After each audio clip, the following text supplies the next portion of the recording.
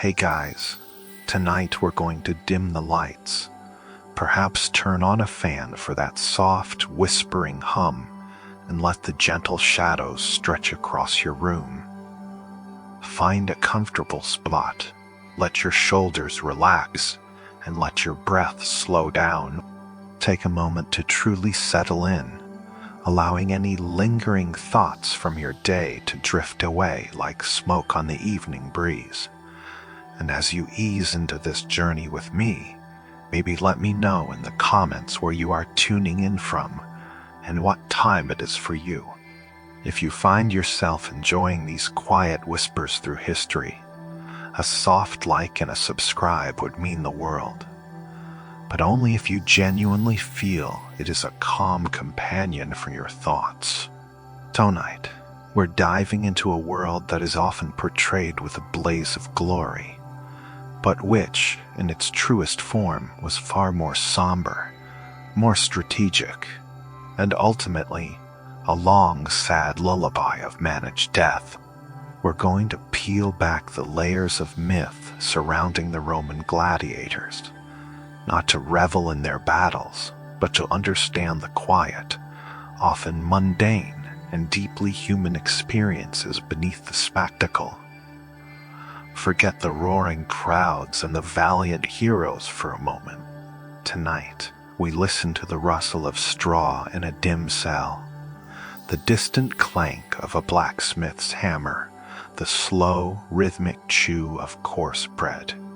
We're stepping into a time where lives were not just fought for, but meticulously invested in, nurtured, healed, and then often quietly extinguished. These weren't just warriors, they were, in a profound and unsettling way, commodities.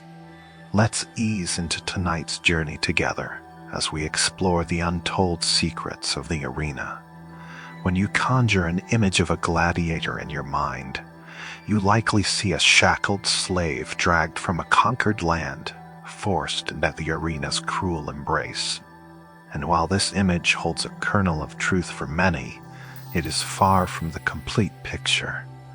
The reality, as we gently uncover it tonight, is much stranger, far more complex, and perhaps even more unsettling. Many who stepped into the sand, who took up the sword and shield, were not brought there against their will. They walked in, perhaps hesitantly, perhaps desperately, but often they walked in as free men. Imagine the chill of a Roman morning, the scent of wood smoke and damp earth hanging in the air. You are a Roman citizen, perhaps burdened by insurmountable debt, your family's honor slipping through your fingers like fine sand. Or perhaps you are a restless patrician, bored with the endless banquets and political games, yearning for a thrill that the city's usual diversions can no longer provide. You find yourself standing before a heavy oak door, intricately carved with symbols of power and fortune. The entrance to a feu de Zeus, a gladiator school. You've heard the whispers, the rumors of men who voluntarily choose this path, and feu de Zeus. You step inside, the heavy door closing behind you with a soft thud, sealing you off from the familiar sounds of the city. The air within is different, thick with the subtle blend of stale sweat, leather, and something metallic, perhaps the faint scent of old blood. A lanista, the owner of the gladiators, a man whose eyes hold the calculating gleam of a merchant, sits behind a polished table. Before him, a wax tablet, a stylus, and a scroll of parchment. This is where the contract, the Octormentum Vini, is drawn. The terms are simple, yet profoundly chilling. By signing this document, you effectively sign away your life. You legally declare yourself dead, a concept known as infamia. You relinquish all your civic rights, your social standing, your very identity as a free Roman. From this moment on, you are no longer a citizen, no longer a free man. You are an object, a piece of property, an investment. Your body, your skills, your very existence now belong entirely to the funded lanista. You become a suitoresside. A thing, consider the immense weight of such a decision. The stylus, heavy in your hand, feels cold against your fingers. The smooth wax of the tablet seems to absorb the last vestiges of your former self. With each stroke, you are not just signing a contract. You are severing ties, burning bridges, stepping into a legal and social void. It's a decision born of desperation, a gamble against death for a chance at survival, or perhaps for a fleeting moment of glory. It is like signing the most terrible loan agreement imaginable, where the collateral is your very breath, and the interest is paid in blood. And then there were the thrill seekers, the young, often privileged men who, in a strange twist of fate, also found their way into the arena. These were sons of noble families, perhaps eager to prove their courage, or simply seeking an escape from the stifling predictability of their luxurious lives. They would volunteer, trading their silken tunics for rough wool, their perfumed baths for the cold communal wash. Their motivations were a complicated cocktail of bravado, recklessness, and a strange yearning for an authentic, visceral experience in a world that often felt detached and superficial. They were an oddity, certainly drawing a mixture of scandalized whispers and secret admiration from Roman society. They were still soon infamous, stripped of their social standing. Yet their audacity held a perverse allure. So, when you next think of a gladiator, let the traditional image soften a little. Allow for the subtle shades of choice and coercion, of desperation and daring. They were not monolithic. They were a complex tapestry of society's outcasts and its voluntary exiles. But regardless of their origin, be it slave or free, citizen or noble, once they stepped through those heavy doors and signed that indelible parchment, they all shared one fate. They became a meticulously managed, living, breathing commodity. So, you've made your choice, or perhaps the choice has been made for you. The heavy door of the Fideludici has closed, sealing you within its formidable walls.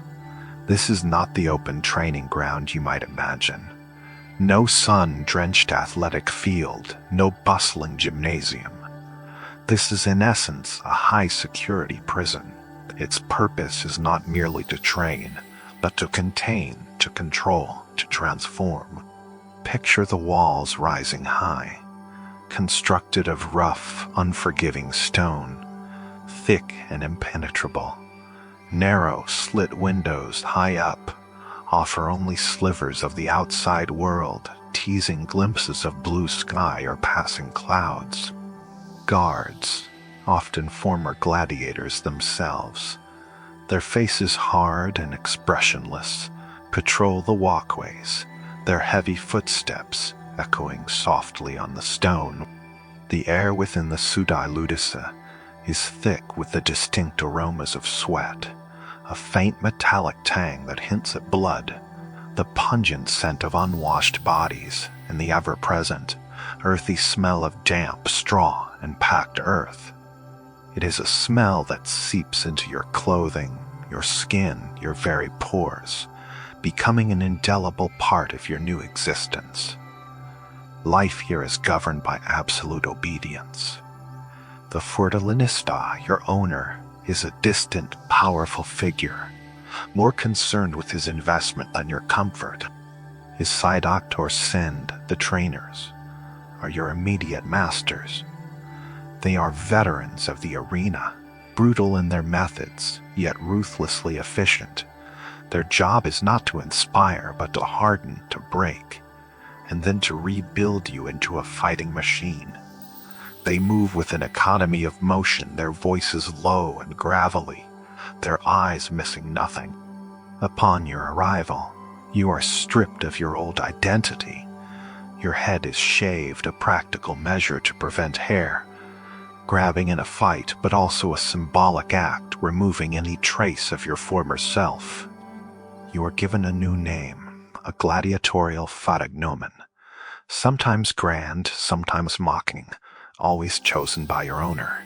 You become a number, a type, a resource. Your new uniform is a simple, rough tunic, practical and unadorned. There are no mirrors here, no luxuries. Privacy is an alien concept. You eat, sleep, and train in close proximity to dozens, sometimes hundreds of other men, each of whom shares your uncertain fate. And then there is the oath, the sacramentum gladiatorum. It is not a mere promise. It is a terrifying, ritualistic vow that binds you completely to your new life. You stand with your fellow recruits, perhaps under the watchful eye of a stony statue of a god, or simply in a stark courtyard, the silence broken only by the rustle of straw underfoot and the occasional distant whinny of a horse. Your voice, perhaps trembling, joins the others in a chilling chorus. I swear to be scourged, branded, and killed by the sword.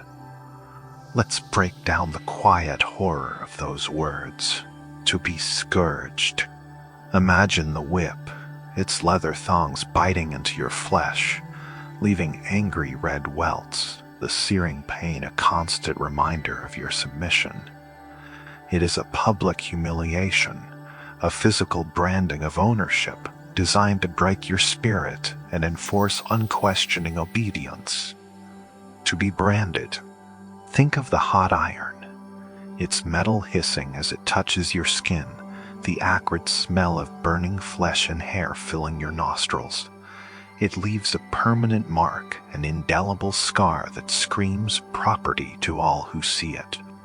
It is a visible badge of your status, a sign that you are less than human, an object to be bought and sold, and finally, to be killed by the sword. This is the ultimate surrender, the acceptance of death as a fundamental condition of your existence. It means you will not flee, you will not cower. You will face your end with a grim, practiced resignation. It is a chilling acceptance of mortality, a complete surrender to the will of your owner and to the fate dictated by the arena. This oath is not just about physical pain. It is about the psychological dismantling of your former self. It is a daily reminder that you are no longer your own. Your body is a tool, your life a spectacle, your death a potential entertainment.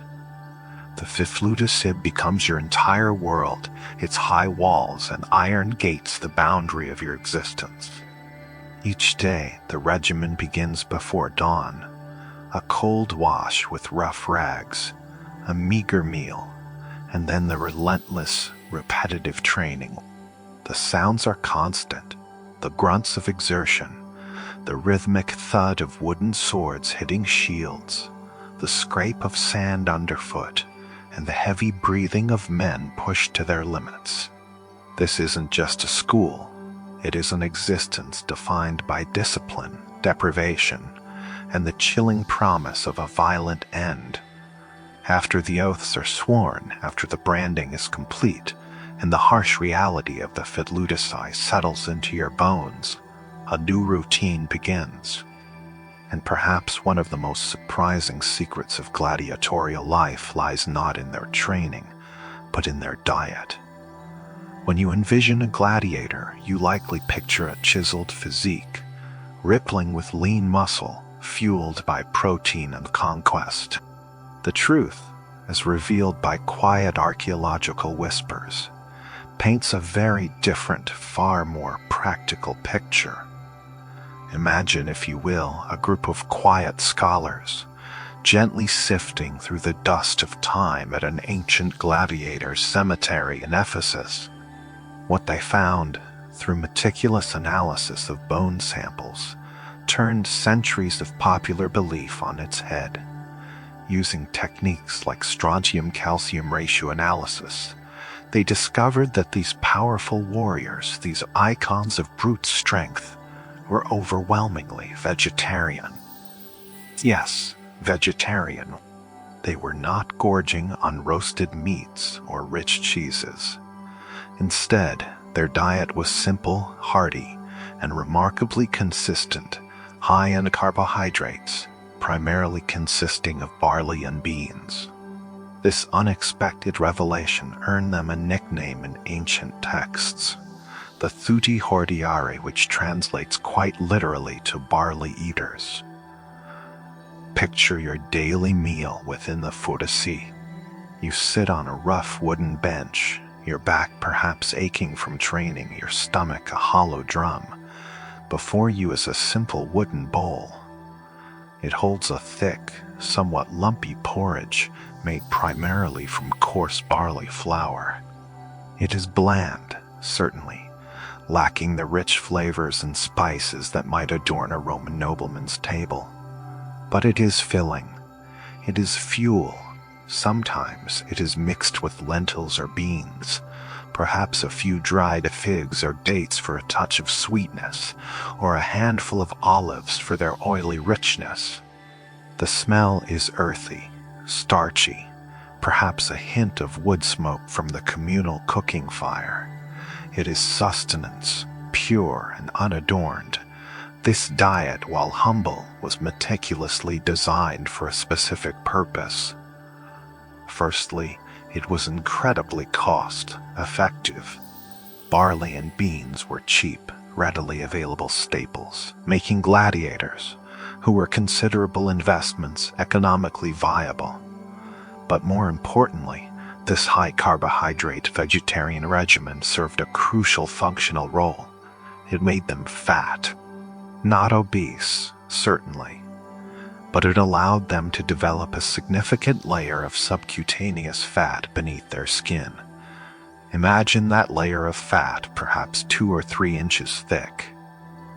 It acts as a natural, albeit soft, armor. When a gladius, a short Roman sword, makes a shallow cut across the skin, this fatty layer provides a buffer. It protects the vital underlying nerves and blood vessels from being severed immediately. A cut might look spectacularly bloody to the roaring crowd, but often the gladiator is able to continue fighting, the fat absorbing some of the impact, delaying critical injury. This meant longer, more dramatic fights for the spectators, and a higher chance of survival for the gladiator, who, after all, was a valuable asset. It wasn't about being lean and shredded. It was about being durable, about taking a hit and staying on your feet. Another fascinating discovery from those bone analyses was a surprisingly high calcium content. This led scholars to believe that gladiators also consumed a peculiar ash tonic. Imagine drinking a gritty, perhaps somewhat metallic-tasting concoction made from the ashes of plants or bones mixed with water. While unappetizing to our modern sensibilities, this was a primitive yet effective calcium supplement. In an era before modern medicine, it would have been invaluable for strengthening bones, aiding in wound healing and offsetting any potential mineral deficiencies from a restricted diet. It was a crude, vital ingredient for keeping these expensive investments in fighting shape. So, the image of the muscular, chiseled gladiator, sculpted like a Greek god, is largely a modern invention. The reality was more grounded, more practical. These civi hordeari, these barley eaters, were men of power and endurance, certainly, but their strength came not from lean protein, but from slow-burning carbohydrates and a protective layer of fat. They were built for survival, for spectacle, and for the cold, hard economics of the arena.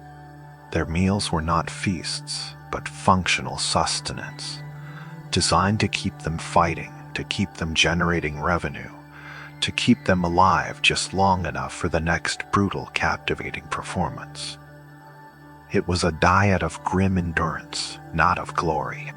You've just been pulled from the dust of the arena floor, a searing pain blooming across your side, where a Thothic or Thracian blade Fambi found purchase. Just beneath your ribs, the roar of the crowd, a fading tide, is replaced by the guttural shouts of attendants and the rhythmic squeak of a stretcher. You are not being left to bleed out, not yet, because you, my friend, are an investment, a commodity, and even damaged goods can be repaired. If the initial outlay was steep enough, welcome to the Thurvaletudinarium, the infirmary of the Thurvid-Ludicity. Forget any romantic notions of grim, faced healers applying rough poultices in a dimly lit corner.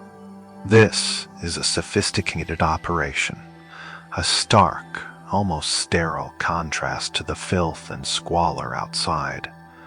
Your Suvilinisti Fini, your owner Suvin spares no expense here. He has too much at stake. The most renowned physicians in Rome, Greek minds steeped in Hippocratic tradition, often find their services in high demand within these very walls. They might tend as senators and emperors on occasion, but their daily bread, their primary focus is you and your fellow broken gladiators. The air here is different, a subtle blend of sharp vinegar, the earthy scent of medicinal herbs, fired, perhaps comfrey or marjoram sooty, and the metallic tang of dried blood. It is a cleaner smell than the barracks, a stark departure from the pervasive stench of stale sweat and fear. The floors are swept, the beds, though simple, are cleaner, covered with fresh straw and linen. You're laid gently, or perhaps not so gently, onto a simple cot. The straw rustles beneath you, a surprisingly soft sound, almost comforting after the jarring ride from the arena. A doctor approaches, his hand surprisingly soft. His eyes, however, carry a detached professionalism. He has seen this wound 100 times. He knows the precise depth, the likely damage, the exact angle of the blade. He doesn't see a man in agony. He sees a problem to be solved, an expensive piece of equipment to be put back into working order. The first touch is cold. A quick swab with vinegar or diluted wine to clean the wound. It stings, a sharp, white-hot line of fire across your skin, making you clench your jaw. You can hear the rustle of bandages, the soft clink of small bronze instruments. There's a basin nearby, the sound of water being poured, a splash.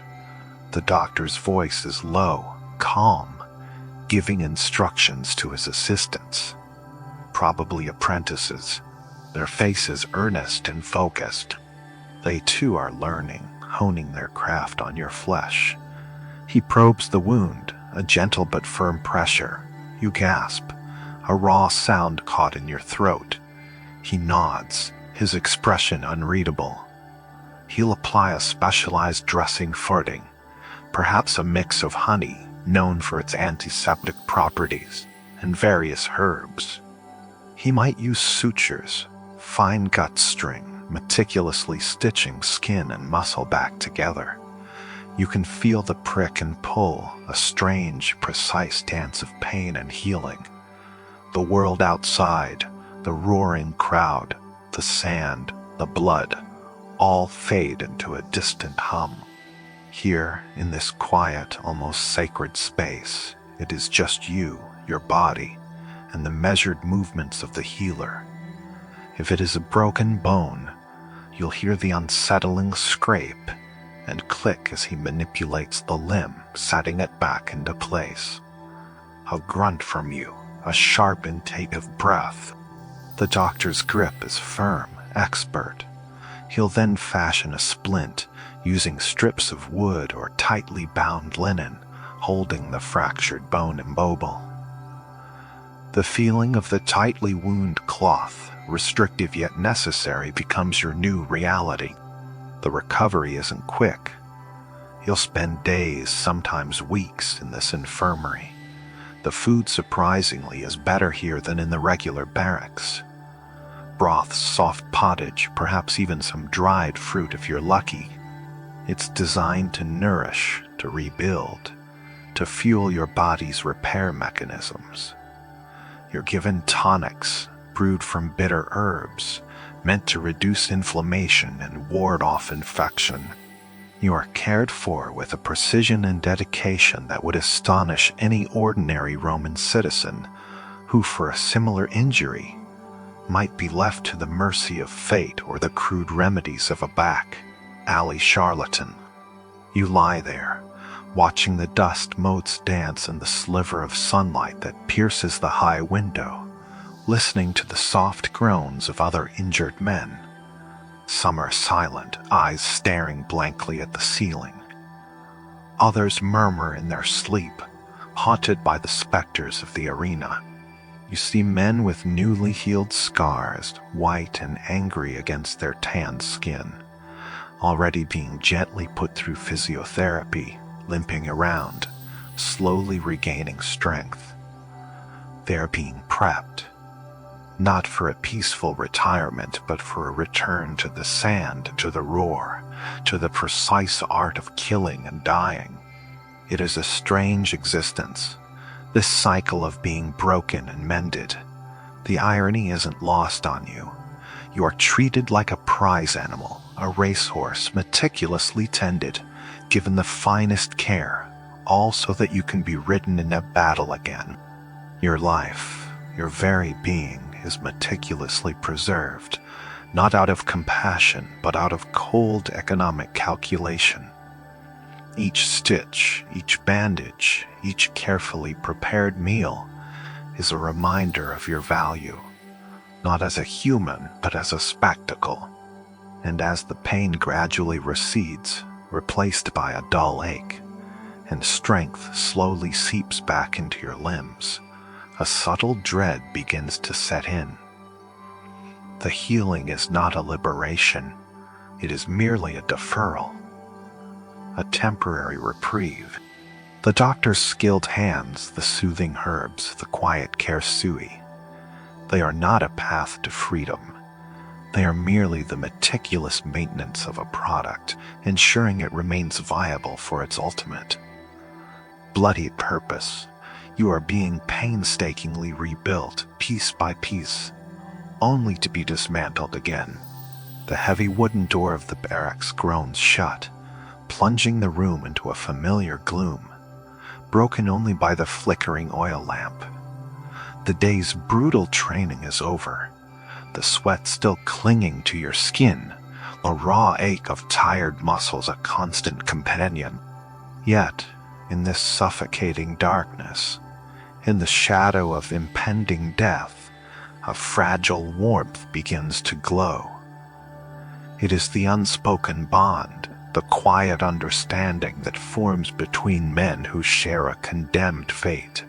You are all brothers, not by blood, but by iron and sand. You've seen each other at your weakest, puking from exhaustion, weeping silently from a particularly vicious whipping, trembling before a fight. And you've seen each other at your strongest, pushing through pain, fighting with a primal ferocity that defies description. This shared vulnerability, this shared terror, forges a connection deeper than any outside these walls could ever comprehend. The barracks, despite its starkness, becomes a sanctuary of sorts, not from the fin de la Ducite itself, but from the crushing weight of utter solitude. You sit on your meager straw pallet, the scratchy wool tunic of familiar second skin. Around you the murmurs begin 40 low voices, the shuffling of feet, the occasional cough. Someone might start a quiet song, a melody from a homeland now impossibly distant. The words indistinct but the sentiment clear, a lament, a memory, a fleeting moment of peace. You share meager rations, perhaps a hunk of hard bread, a handful of dried figs or a bowl of thin pottage. It is not much, but you offer a piece to the man next to you, whose own portion might be even smaller, or whose hands are too stiff from training to break the crust. He nods, a silent acknowledgement of the gesture, a small act of kindness in a world that offers so little. It's a moment that transcends words, a simple communion that speaks volumes about mutual dependence. When a comrade falls in the arena, the feeling that ripples through the barracks is complex. There's the cold, stark reminder of your own mortality, the image of his final moments burned into your mind. But there is also a profound grief, a sense of loss for a brother.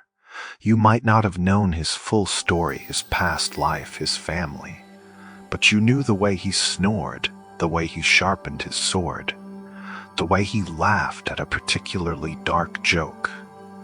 You knew him in the way only men facing death together can know each other. And then comes the ritual of remembrance. Gladiators, despite their low social standing, were not simply forgotten. They had burial clubs, small fraternities funded by pooled contributions from their meager earnings or sympathetic patrons. When one of you falls, the others contribute what little they have 20, a few coins, a treasured trinket to ensure a proper burial. A small monument.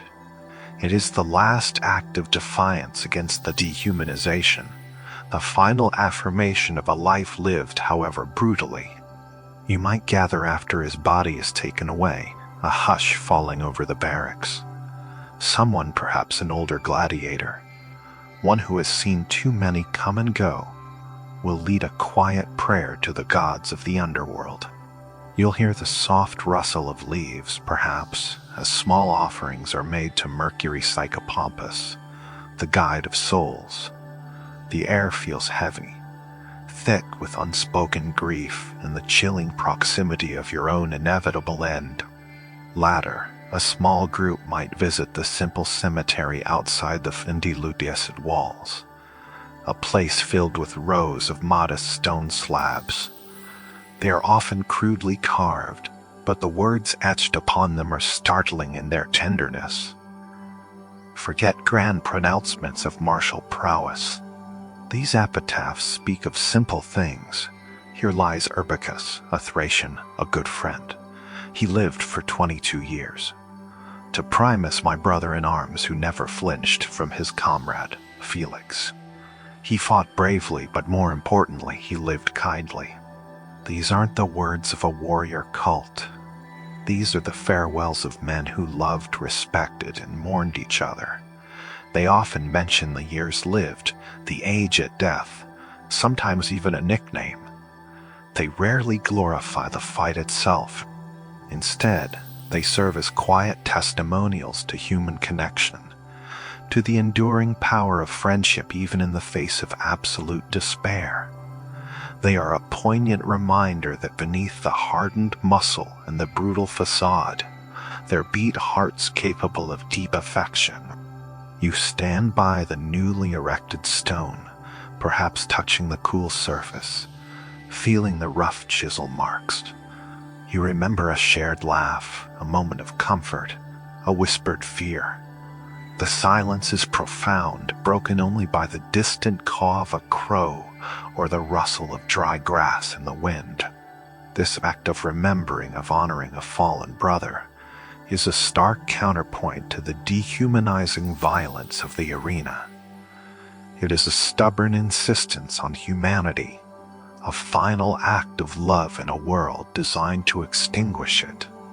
This brotherhood, forged in the crucible of constant threat, is a double-edged sword.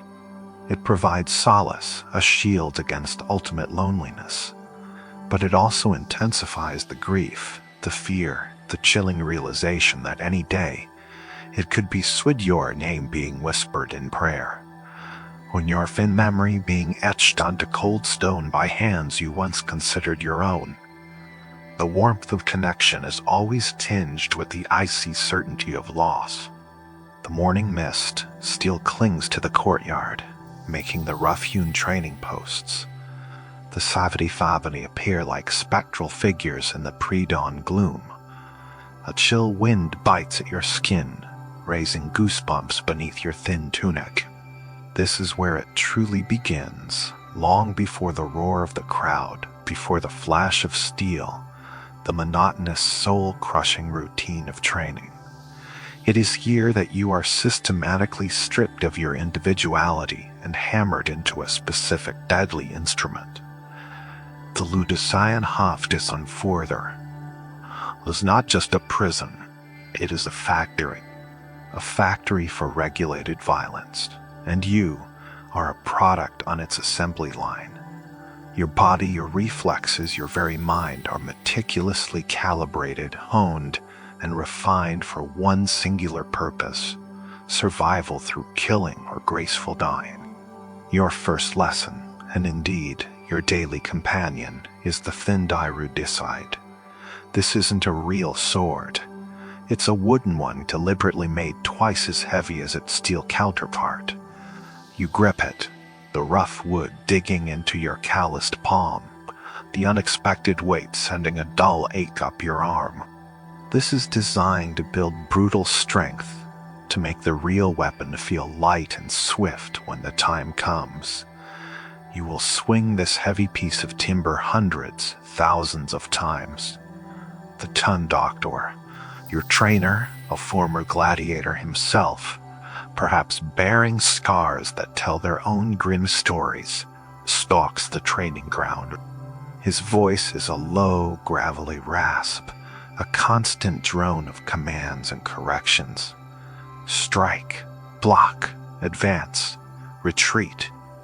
He carries a long staff which he uses not to guide but to enforce. A sharp crack against your leg for a lazy stance, a stinging blow to your shoulder for a dropped garb. Pain is the ultimate instructor here, forging discipline with every ache and bruise. You begin with a Sundi Palustai. This is your primary sparring partner, a sturdy wooden post sunk firmly into the earth. You will spend hours, days, weeks, months attacking this inanimate object. You circle it, feint, lunge, parry its imaginary blows, striking the same spots again and again. The dull thud of wood on wood becomes the soundtrack to your existence.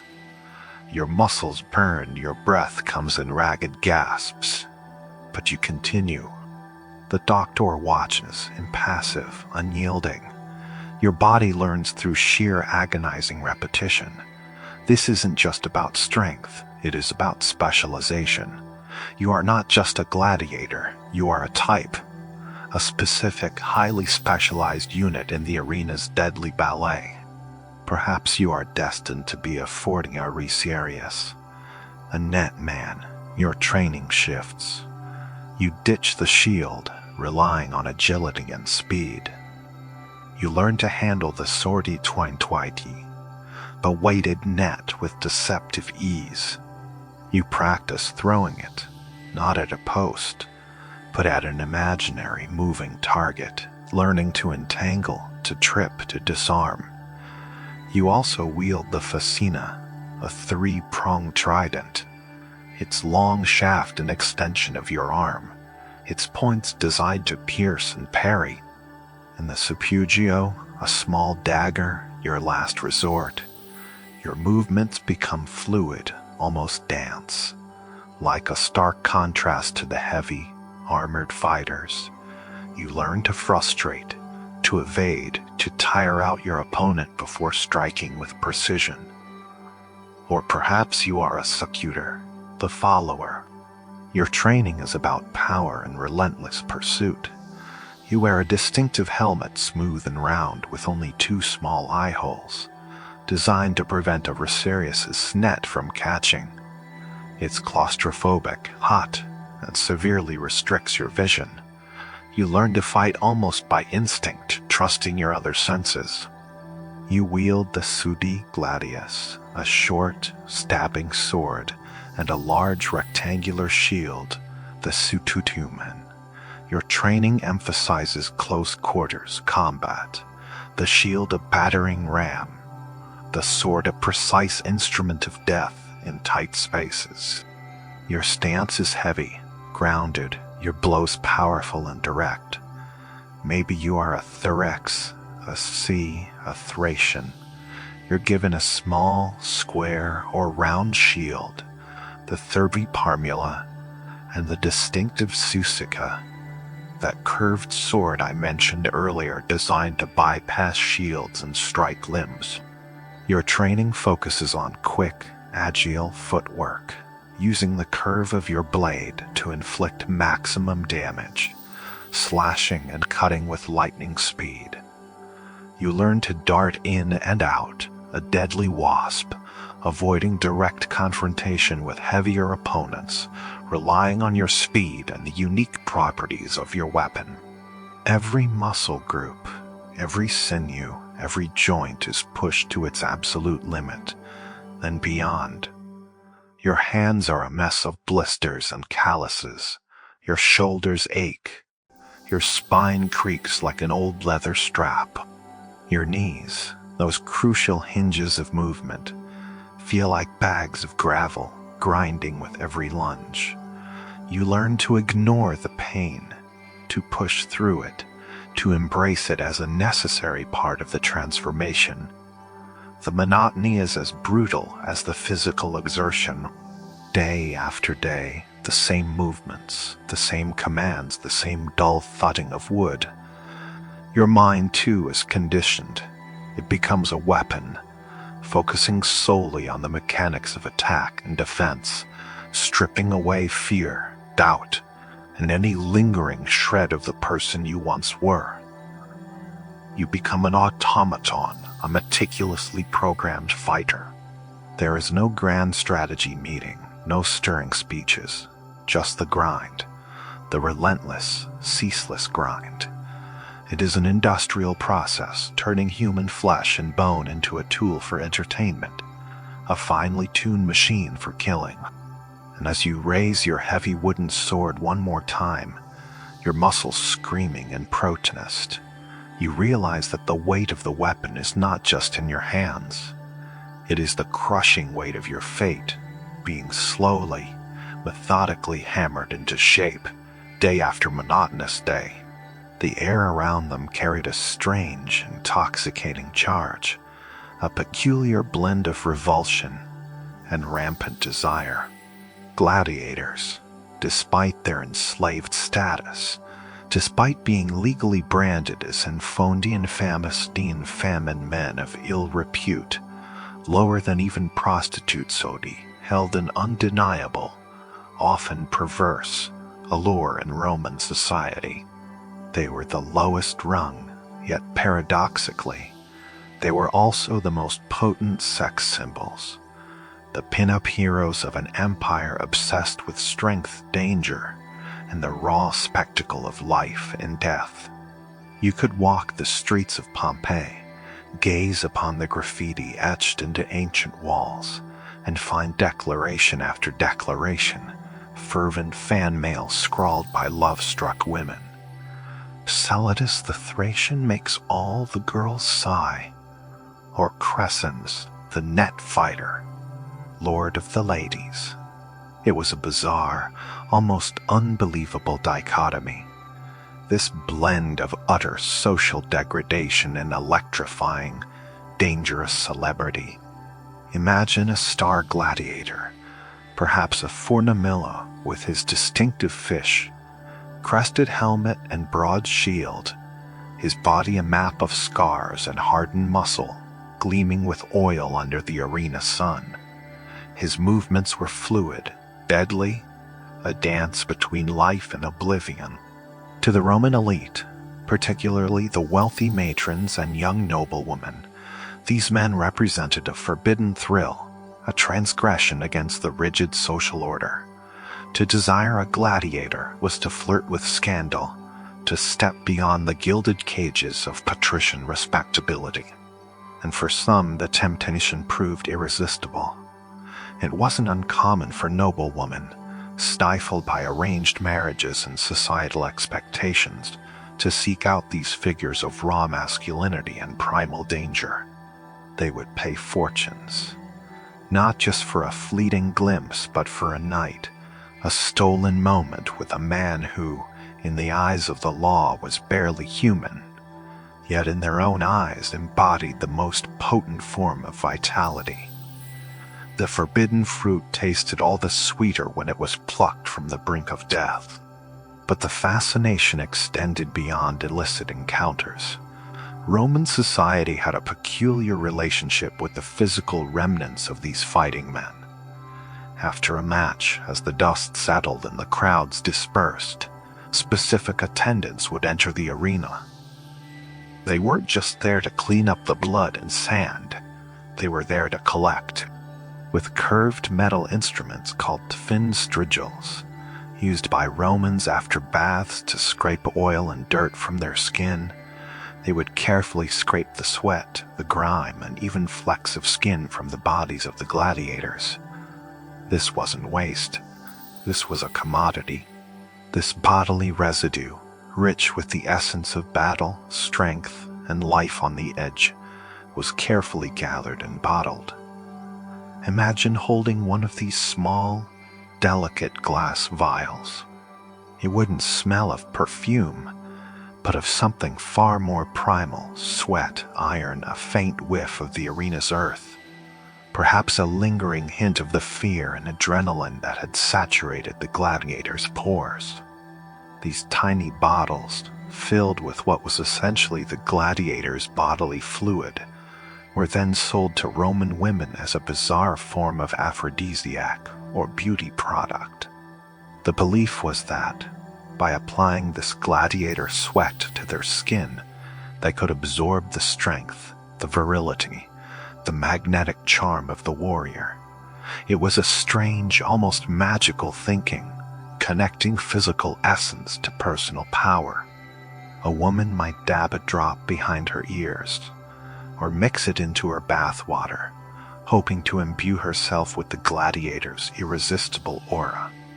It was a tangible piece of the forbidden, a silent testament to the strange, twisted desires that pulsed beneath the surface of Roman decorum. Even more unsettling was the market for gladiator blood. While sweat offered virility and charm, blood was believed to hold even more potent properties. Freshly shed blood from a slain gladiator, sometimes collected directly from the arena floor, was considered a powerful remedy for epilepsy. It was thought that by consuming the warm blood of a man who had died a violent death, one could ward off the fits and seizures of the falling sickness. Imagine the scene: a gladiator falls. The crowd roars, and as the body is dragged away, opportunists, perhaps with small vessels, might attempt to collect a few drops from the sand. It was a macabre practice, a stark reminder of the deeply superstitious and often brutal nature of Roman life, where the line between spectacle and ritual blurred, and human life was reduced to its rawest, most exploitable elements. These collections of sweat and blood weren't just souvenirs. They were tangible expressions of a society's complex relationship with power, desire, death, and the very essence of what it meant to be a man or a woman in the shadow of the arena.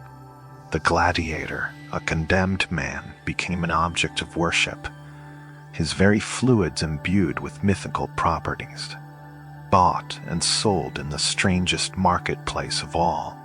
Beyond the roaring crowds and the desperate struggle for survival, the world of the gladiator was, at its heart, a meticulously calculated business. The men you saw fighting, bleeding, and dying in the arena were not merely slaves. They were expensive investments, valuable assets in a complex commercial enterprise. Their owner, known as a savonista, was not just a trainer. He was a shrewd, often ruthless entrepreneur who managed his human inventory with the same cold logic one might apply to a stable of prize, winning racehorses or a fleet of merchant ships. Every gladiator represented a significant outlay of capital, from his initial purchase or capture to his daily upkeep, feeding, and medical care. And like any good investment, the Fordilanista's goal was to maximize his return. When an aristocratic sponsor, a local magistrate, or the emperor himself decided to host a gladiatorial spectacle, they didn't simply order gladiators. They entered into a detailed negotiation with a Fidlanista. Imagine the scene, not a thrilling prelude to battle, but a quiet chamber, perhaps a scroll unrolled on a polished wooden table. Here, the terms of a gladiator's participation, his very life, were reduced to figures and clauses. The lanista would lease his fighters to the event organizer, much like renting equipment. The fees varied wildly, dependent on the gladiator's fame, skill, and the rarity of his fighting style. A renowned champion, a fumus police, who had survived many battles, would command a far higher price than a raw recruit. The contract itself was a testament to the gladiators' dehumanization, a stark reflection of their status as mere commodities. It would meticulously outline two crucial sets of fees. First, there was the rental fee for the gladiator's participation. This was the base cost for simply having him step into the arena and perform. But then came the clauses that truly laid bare the commercial logic of life and death. If a gladiator was injured during a fight, sudi a deep sword cut, a broken bone, a severe concussion, thudi the event organizer was obligated to pay the sudi lanista a specific, predetermined compensation. This wasn't a sympathetic gesture. It was an indemnity, a payment for damage to property. Imagine a ledger where a broken arm had one price, a lost eye another. Each potential injury was assigned a monetary value, a cold calculation of the cost of repair or replacement. And then, the ultimate clause, death. If a gladiator perished in the arena, the contract stipulated that the event organizer had to pay the first lanista, the gladiator's full market value. This was the death clause, and it was often the most substantial sum on the entire scroll. The value of a gladiator wasn't based on his inherent human worth, but on his potential for future earnings, his fame, his rarity, and the investment the Fordilanista had already poured into him. A popular frusarius, whose graceful network and trident skills thrilled the crowds, would be worth far more than a less distinguished thucydider. This clause provided a perverse form of insurance for the Fordlanista, mitigating his financial loss should his valuable human asset be destroyed. For the gladiators themselves, this entire system transformed their existence into a walking balance sheet. Their lives were not their own. They were a series of debits and credits. Every meal, every hour of training, every stitch from a doctor's needle was an expenditure that their owner expected to recoup. They were living, breathing instruments of entertainment designed to generate profit. The roar of the crowd, the clash of steel, the very blood spilled on the sandue, all were components of this grim economic equation. The lanista would scrutinize his stable, weighing the risks and rewards of each booking, strategizing which gladiator to send out, which to hold back for a more lucrative event. Their fate was sealed, not just by the whims of the crowd or the skill of an opponent, but by the cold, calculating hand of business, all decided on parchment long before the gates of the arena ever swung open. Their bodies were rented, their injuries compensated, and their very deaths had a price tag attached, rendering them the ultimate, meticulously managed death commodities of the Roman world. The night before the games, a strange, almost theatrical ritual unfolded, known as the Forticina Libera, or the Free Supper. It was a lavish public feast, a final indulgence granted to the gladiators who were scheduled to fight the following day. This wasn't a private, somber affair. On the contrary, it was a spectacle in itself, carefully orchestrated to heighten the public's anticipation and add a layer of tragic drama to the upcoming bloodshed. Imagine yourself making your way through the streets of Rome, drawn by the unusual commotion. You'd follow the sounds of a vibrant, yet subtly melancholic gathering. The supper would often be held in a public place, a large banqueting hall, a specially erected pavilion, or sometimes even within the forum itself. The air would be thick with the rich aromas of roasted meats, fresh bread, sweet wines, and spiced dishes, stark contrast to the usual sparse, barley, heavy diet of the gladiators. But beneath these inviting scents, there might be a faint metallic tang, a whisper of the blood that would soon be shed. As you approach, you'd see the gladiators themselves seated at long tables, their powerful bodies often still bearing the marks of their rigorous training. Tonight, however, they were not in their training gear. Perhaps they wore clean tunics, their hair neatly combed, making them appear almost like ordinary men, albeit exceptionally formidable ones. Yet even in this temporary guise of normalcy, their distinctiveness was undeniable. Each scar, each hardened muscle, whispered tales of countless hours of brutal preparation, and perhaps of past triumphs in the arena. They were heroes and condemned men all at once. The atmosphere was a volatile mix of emotions. Some gladiators, particularly the more seasoned veterans or those known for their bravado, might put on a show for the assembled crowd. They would laugh loudly, boast of their prowess, drink deeply, and engage in theatrical displays of confidence.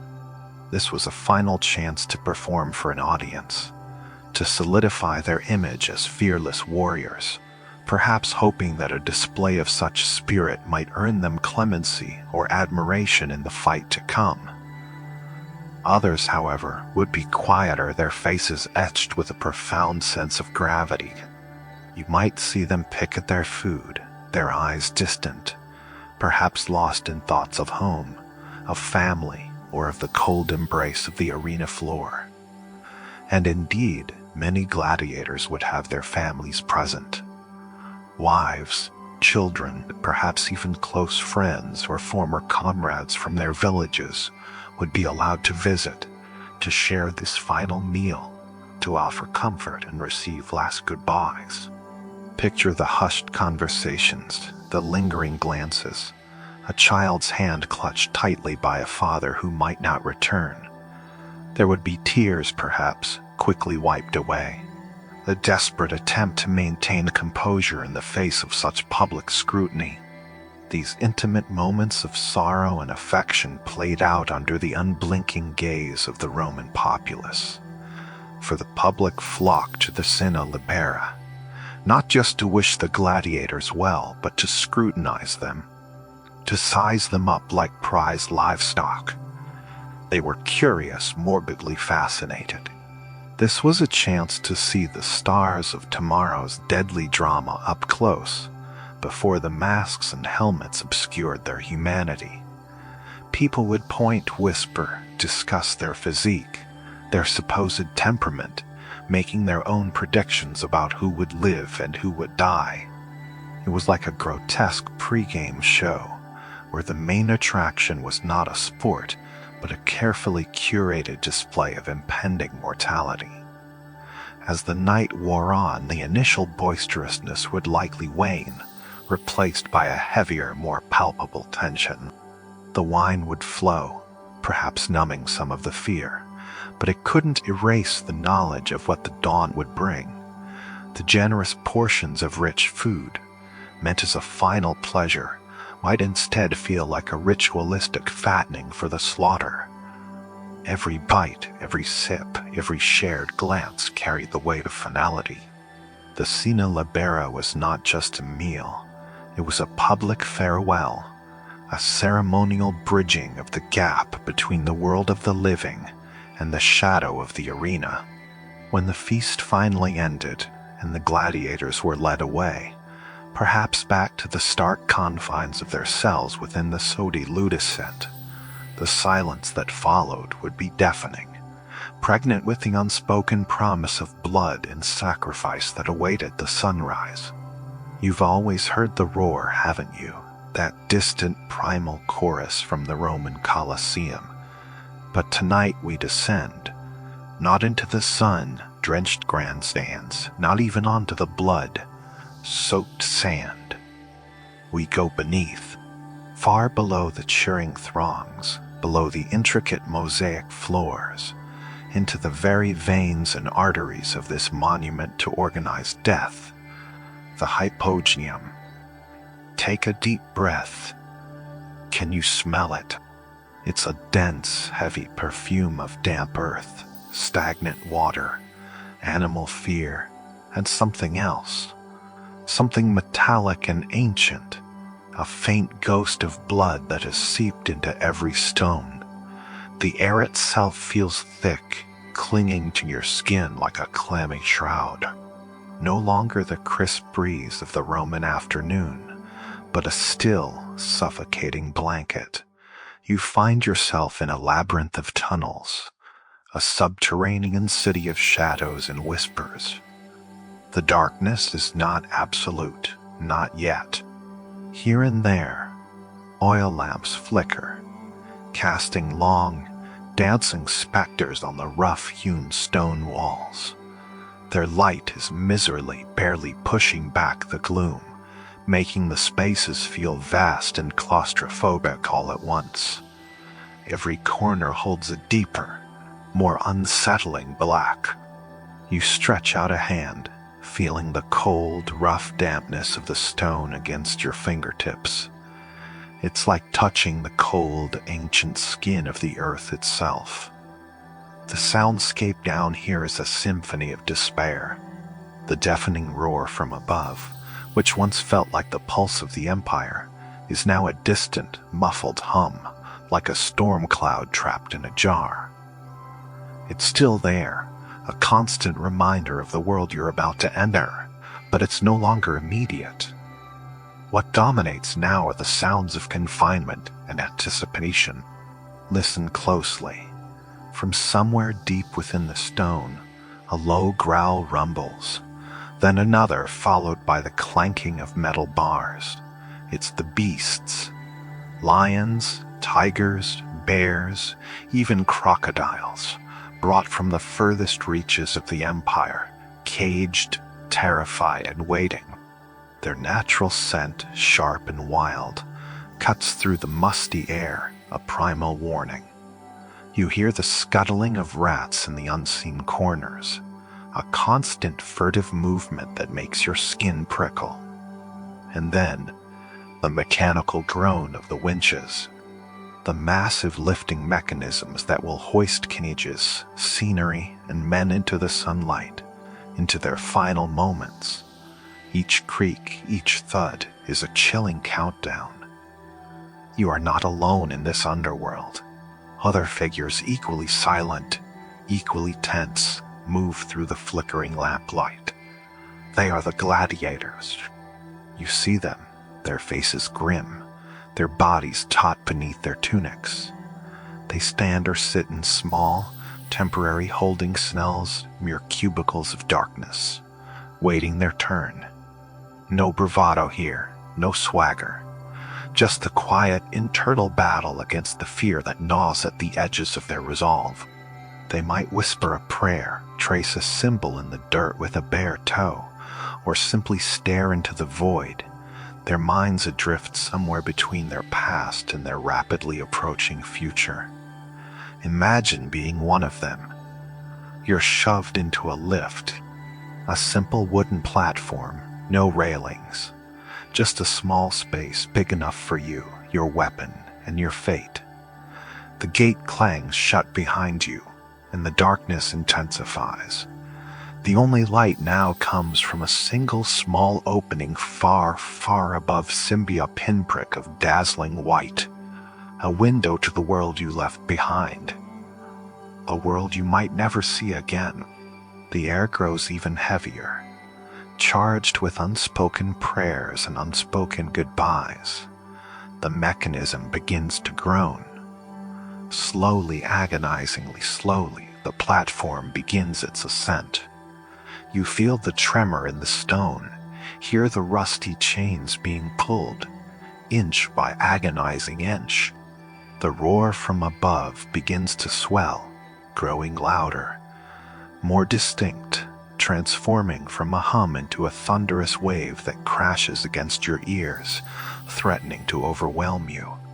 The smells of the hypogeum, the feces, the damp, the fear thu are momentarily forgotten, replaced by the rising crescendo of anticipation. Your heart pounds in your chest, a frantic drumbeat against your ribs, a desperate echo of the thousands of hearts thrumming above you. This is the moment. The light above grows larger, brighter, almost blinding. You brace yourself, not for the fight, not yet, but for the glare, for the sound, for the impossible, overwhelming spectacle of thousands of eyes trained solely on you. This ascent, this journey from the dark, cold belly of the earth to the brutal embrace of the sun, is the true opening act. And as you rise, you understand, this is not just an arena. It's a meticulously designed factory producing not goods, but managed death delivered with precision from the depths to the light. Asterisk, asterisk, asterisk now. Let's talk about a gesture. A simple movement of the hand capable of sealing a man's fate. We've all seen it in the movies, haven't we? The Emperor, hand outstretched, thumb pointed firmly downward, a signal of death. A definitive, undeniable command to finish the vanquished gladiator. It's etched into our collective memory, an iconic image of Roman brutality. But what if, like so many romanticized notions of the past, this image is subtly, chillingly wrong? Imagine the scene. A gladiator, exhausted and bleeding, lies defeated on the sand. His opponent stands over him, weapon poised. The fate of the fallen man rests not with his own strength, but with the crowd, and ultimately with the editor of the games or the emperor himself. The roar of the thousands washes over them, a chaotic blend of shouts for mercy and cries for blood. And then, the hand. For centuries, historians have debated the true meaning of the pollice verso, the turned thumb. The phrase itself from the Roman poet Juvenal is maddeningly vague. They turn their thumbs, but which way? And what does that direction truly signify? The film portrayal, with the unambiguous thumb down for death, became popular in the 19th and 20th centuries, often influenced by paintings and dramatic interpretations rather than direct historical evidence. It's a powerful image, certainly clear, concise, devastating, but ancient sources suggest a far more nuanced, and perhaps even contradictory, reality. One prevailing theory suggests that the thumbs down gesture or pollis verso might actually have meant sheathe the sword or spare him. Think of it visually. If you were to point your thumb sowen down, away from the throat, it could be a sign to severity avert. The deadly blow. Some scholars even propose that a closed fist with the thumb tucked inside was the signal for mercy, signifying a sheathed weapon or the hidden blade. This would have meant, put your weapon away, spare him. So if thumbs down might have meant mercy, what was the true signal for death? Imagine the crowd, desperate to communicate their bloodlust. How would you unmistakably convey the desire for a killing blow? Visual cues must be clear, unambiguous, even from a distance. The most widely accepted theory among modern historians is that the gesture for death was a thumb pointed not down, but tundi upu, or more specifically, towards the throat, mimicking the thrust of a blade. A clear, stark gesture to pierce the jugular, to finish the man. Consider the logic for a moment. If the crowd wanted the gladiator to be killed, they would make a gesture that clearly indicated a fatal wound. A thumb pointing to the throat, or a dramatic upward motion as if stabbing, would leave no room for misinterpretation. Conversely, a motion thrown away from the throat, or a thumb tucked away, would signify the opposite mercy. This distinction highlights the incredible stakes involved in a single, silent gesture.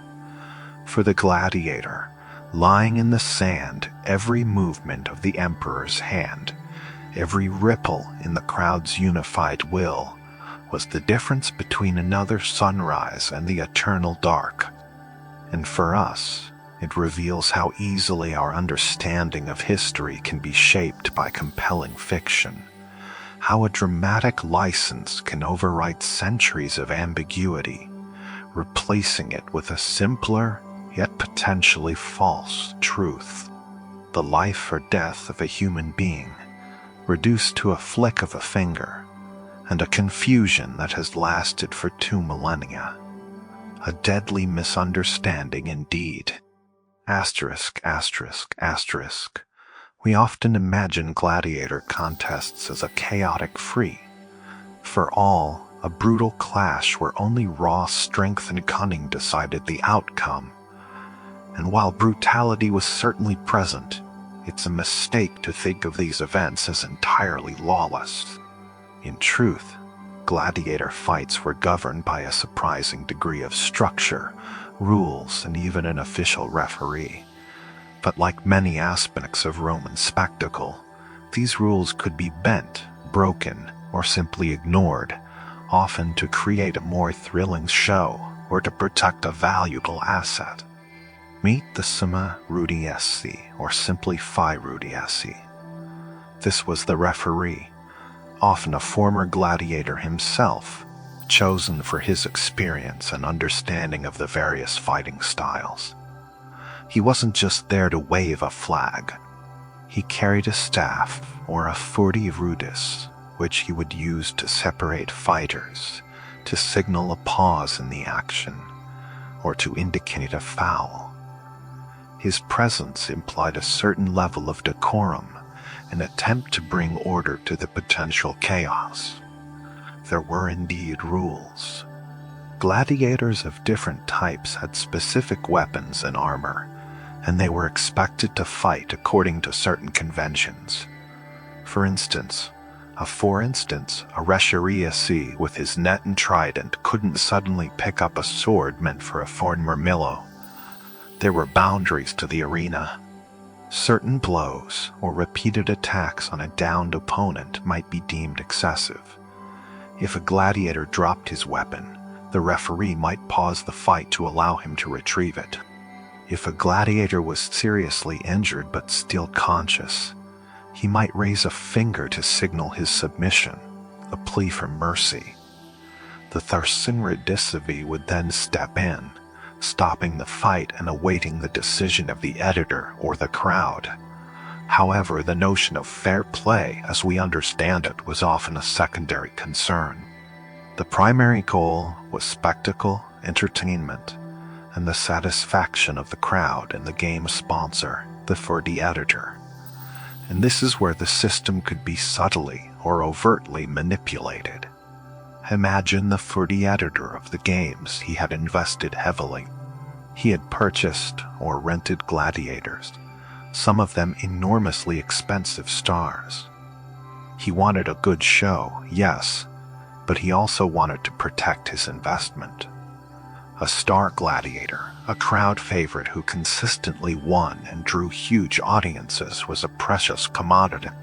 To lose him in a random, early fight would be a financial disaster and a blow to the spectacle. So how might the rules be bent? Foo matchmaking. This was perhaps the most crucial form of manipulation. Opponents were not chosen at random.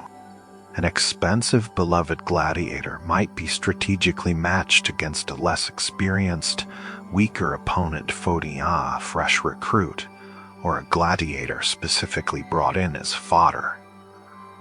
This wasn't always obvious.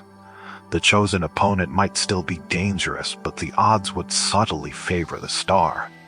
It was like a modern boxing promoter ensuring his champion faced a challenger he could reasonably beat, at least for a while, to build his legend. Referee bias C, the 4D, despite his supposed impartiality, was a man susceptible to pressure. The crowd's roar, the editor's subtle signals, or even his own preferences could sway his judgment. He might intervene too early to save a popular gladiator who was clearly losing, or too late for a less popular one struggling against a favorite. A questionable foul might be called against a competitor, gaining an unexpected advantage over the star. These were not grand conspiracies, but rather the subtle shifts in human judgment under immense pressure and public scrutiny. Staged elements, not fake fights, ***. It's important to distinguish between staged and fake. Gladiator fights were absolutely real, with real weapons and real blood. But certain outcomes might be encouraged to create a more dramatic narrative. Perhaps a specific gladiator was known for a certain flamboyant move. The fight might be drawn out to allow for this moment, even if it meant prolonging the suffering of an opponent. The goal was to tell a story through combat, to create heroes and villains, and sometimes the script had a preferred ending. Consider the gladiator's perspective. They knew these games were not purely about skill. They were a spectacle, a carefully curated product. They might enter the arena knowing their opponent was outmatched, or, more terrifyingly, knowing that the crowd, the referee, and the editor were all subtly rooting for their opponent. They were not just fighting for their lives. They were fighting within a framework of hidden agendas and unspoken expectations. Their survival depended not just on their prowess, but on the capricious will of a fickle crowd and the commercial interests of their owner. Even within the brutal confines of the arena, fairness remained a luxury few could afford. Not every roar of the crowd echoed a call for death. That's a common misconception, a violent fantasy painted in vivid hues by later storytellers. The truth, like so much in the arena, was far more nuanced, and perhaps more chilling in its calculated practicality. Most gladiatorial contests, contrary to popular belief, did not end with a bloody mortal thrust. A gladiator was not just a fighter. He was a significant financial asset, a carefully curated investment for his Lanista, his owner. To lose such an asset was a blow to the purse, a tangible dent in the profit margins of this brutal, yet highly organized spectacle. Imagine yourself in the dusty embrace of the arena, the sun beating down, the murmur of the crowd a constant, living hum. You've been engaged in a brutal dance of steel and shield, sweat stinging your eyes, every muscle screaming in protest. Your opponent, perhaps a Thrax, a Scissor, or a Risharius, is formidable. You parry, you thrust, you dodge, the clang of metal on metal, a sharp punctuation mark in the vast, echoing space. You feel a blow, a sharp pain, perhaps a shallow cut along your arm, a thin line of crimson blossoming against the bronze of your skin. It is not a death blow, but it is enough. You feel the exhaustion, the pain, the overwhelming certainty that another minute, another exchange, might be the last. Instead of fighting to the bitter end, to that final crushing moment of oblivion, you make a choice. You raise a single finger, often the index finger, into the air. It's a small gesture, almost imperceptible amidst the thunderous applause and the collective gasp of thousands. But it's understood. It is the signal of submission, a plea for mercy, a declaration that you can fight no more. This is the moment of truth, the true drama of the arena. Your life, in that instant, hangs on the whim of the crowd, the nod of the editor, the game's sponsor, or perhaps the shrewd calculation of your Thulanista. For the crowd, the spectacle was paramount. A good fight, even one without a fatal ending, was enough. For the editor, the cost of a dead gladiator was high. If a gladiator was slain, his Thulanista would be compensated for the loss, often at a price significantly higher than the initial rental fee for his services. This made outright killing an expensive affair, reserved for truly spectacular performances, for condemned criminals, or for moments when the crowd's bloodlust reached an undeniable crescendo. Historians and archaeologists, examining bones and records, now estimate that the mortality rate in most gladiatorial fights during the Empire's heyday was likely much lower than commonly believed, perhaps hovering around 10 to 20%. This wasn't a fight to the death every time. It was a carefully managed risk, a high-stakes gamble with human lives as the chips. If you were spared, the next steps were swift. Attendants would rush in not to celebrate your victory, but to escort you from the arena. The pain in your arm, the throbbing in your head, the bone, deep weariness. Thest. These were the immediate realities. You would be taken to the Fodi Valetudinarium, the gladiatorial infirmary, a place of expert care and paradoxical despair. Here, the best doctors in Rome, men often more skilled than those tending to emperors, would set about mending your broken body. They'd stitch wounds with catgut, set fractured bones with splints, administer poultices and salves. You were too valuable to lose, too expensive to let fester. You'd be nursed back to health, allowed to recuperate, to regain your strength. And then once your body was deemed sufficiently mended, you would be returned to the Fiddlu-du-See, the school, to train, to prepare, to wait for the next roar of the crowd, the next carefully choreographed dance with death. The cycle would begin anew, a relentless rhythm of pain, healing, and return to the sandy stage. It was survival, yes, but a survival burdened with the constant, gnawing certainty that another day, another fight, might indeed be your last. The cost of living was simply the delay of an inevitable calculation. The image of the gladiator, that towering figure of brute masculinity, is firmly etched into our collective consciousness. But what if that image, so long held sacred, was incomplete, missing a vital, unexpected piece? The arena was not solely a domain of men. Hidden beneath the dust and the roar, often ignored by history's broader strokes, existed a fierce and fascinating anomaly. The female gladiator, or gladiatrix. Their existence shatters many a Roman stereotype. In a society where women were largely confined to domestic roles, their public appearances often constrained by rigid social codes. The funny gladiatrix strode into the very heart of masculine spectacle.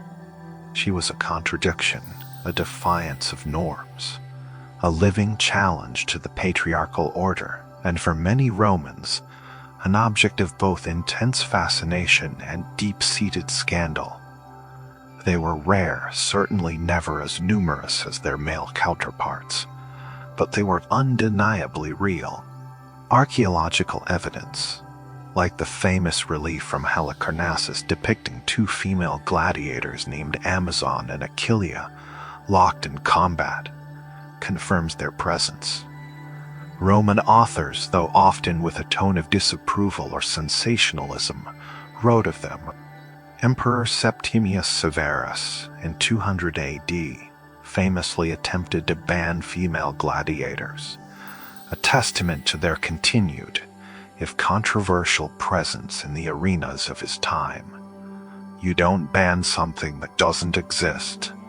Imagine her stepping out onto the sand. The crowd, perhaps even more raucous and curious than usual, fixates on her. She is not adorned in the delicate fabrics of a Roman lady. Her body, trained and hardened, is often clad in similar armor to male gladiators. Perhaps a helmet greaves a small shield.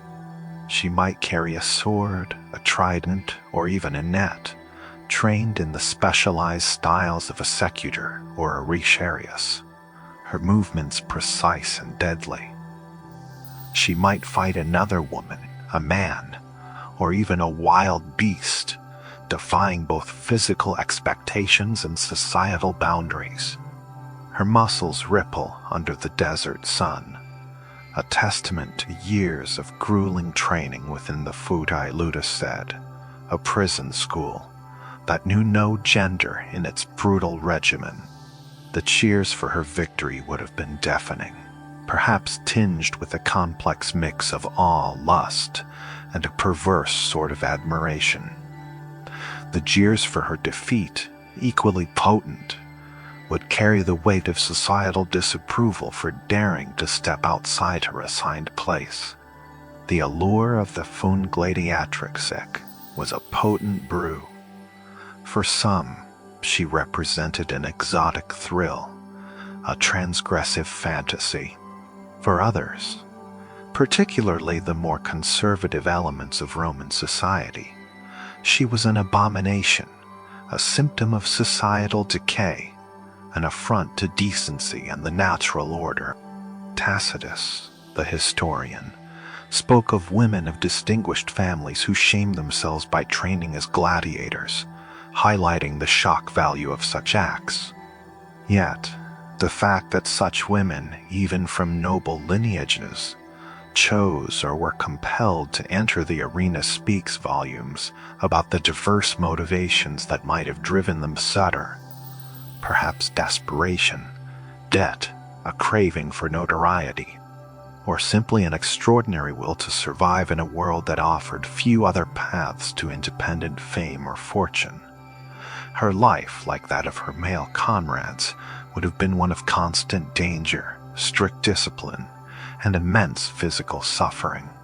She would have eaten the same high-carb, low-protein diet of barley men, her body accumulating a protective layer of fat. She would have been subjected to the same rigorous training with heavy wooden weapons, the same absolute obedience to the fortalignista. And her fate, too, would have hung on the whims of the crowd and the sharp edge of a blade. Yet, in choosing this path or having it chosen for her, she carved out a unique, if blood-soaked, space in Roman history. She was a warrior, an entertainer, a scandalous figure, and a testament to the fact that even in the most rigidly defined societies, the human spirit, in all its strange and varied forms, will find a way to express itself, to fight, and sometimes to briefly, spectacularly blaze. She reminds us that the past isn't ever as simple or as single-minded as we often imagine, and that even in the shadows of the Colosseum, unexpected forms of power and defiance could emerge, fleeting but unforgettable. Her story is a whisper across 2 millennia, a quiet challenge to our preconceptions, a reminder that the arena's sand held more than just the blood of men. The Colosseum, that colossal stone Leviathan, was a marvel of Roman engineering, a testament to imperial power and the endless thirst for spectacle. But its true genius, its most audacious secret, lay beneath the main arena floor. There, in the dim, torch-lit labyrinth of the hypogeum, was a stage mechanism so complex, so intricate, it could transform the very nature of the show. And sometimes, for the ultimate display of imperial extravagance, it would perform its most unbelievable trick. It would vanish, giving way to a vast, shimmering lake. This was the Phernimachia, the simulated naval battle, an event of unparalleled grandeur, absurdity, and cruelty. Imagine it, the sand of the arena, so accustomed to blood and dust, begins to disappear. Slaves and engineers would work tirelessly, sealing the floor, diverting massive aqueducts to flood the immense oval space. Slowly, inexorably, the Colosseum would fill with water, becoming a colossal, artificial lake. The air, once dry and dusty, would grow heavy with humidity, carrying the faint, metallic scent of stagnant water, mingled with the lingering odors of human sweat and animal waste that the stone had absorbed over countless games. The roaring echoes of the crowd would now reverberate off the shimmering surface, a sound transformed, distorted, alien. Then, from the Forta Triumphalace, or through hidden gates, the vessels would emerge.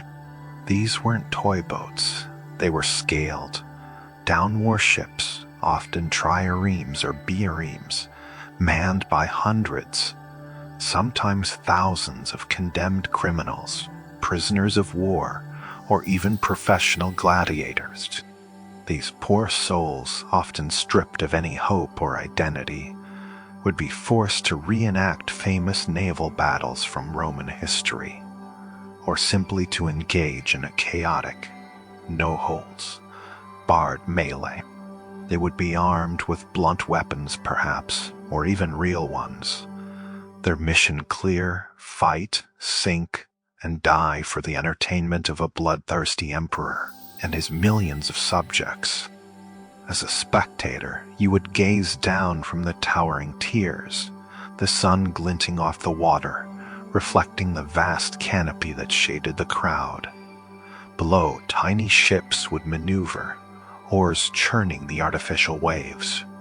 You'd hear the shouts of the combatants, the thud of bodies hitting wood, the splash as men were thrown overboard, the desperate gurgles as they sank.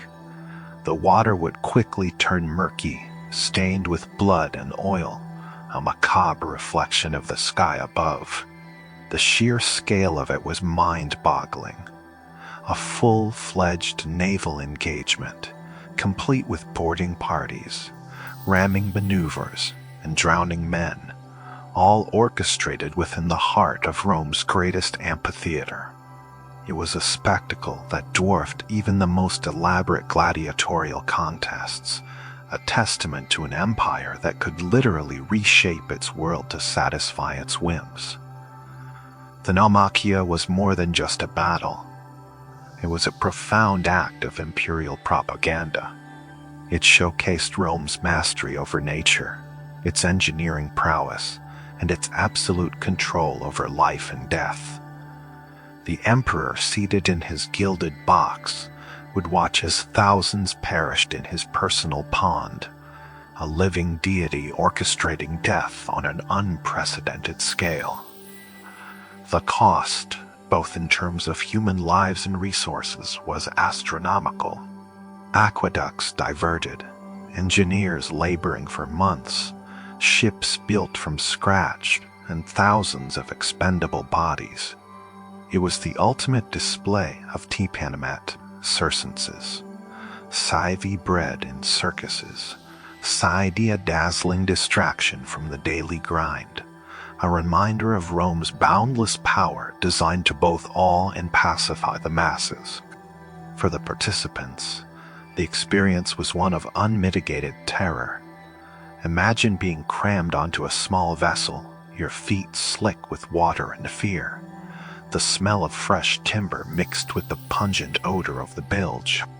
You're surrounded by hundreds of desperate men, all staring across the water at other desperate men, knowing that only a fraction will survive the day.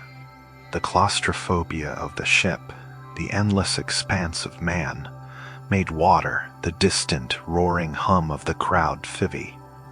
It would all combine into a nightmarish, surreal experience. You'd push an oar, your muscles burning, or grip a blunt sword, your palms sweating, knowing that your life was merely a fleeting wave in an emperor's manufactured ocean. When the water was finally drained, leaving behind a residue of blood, splinters, and discarded bodies, the cycle would begin again, the sand returning, ready for the next round of meticulously managed death.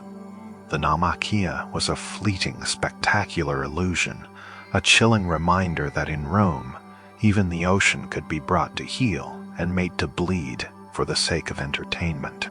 The arena wasn't always painted red by the clash of human against human.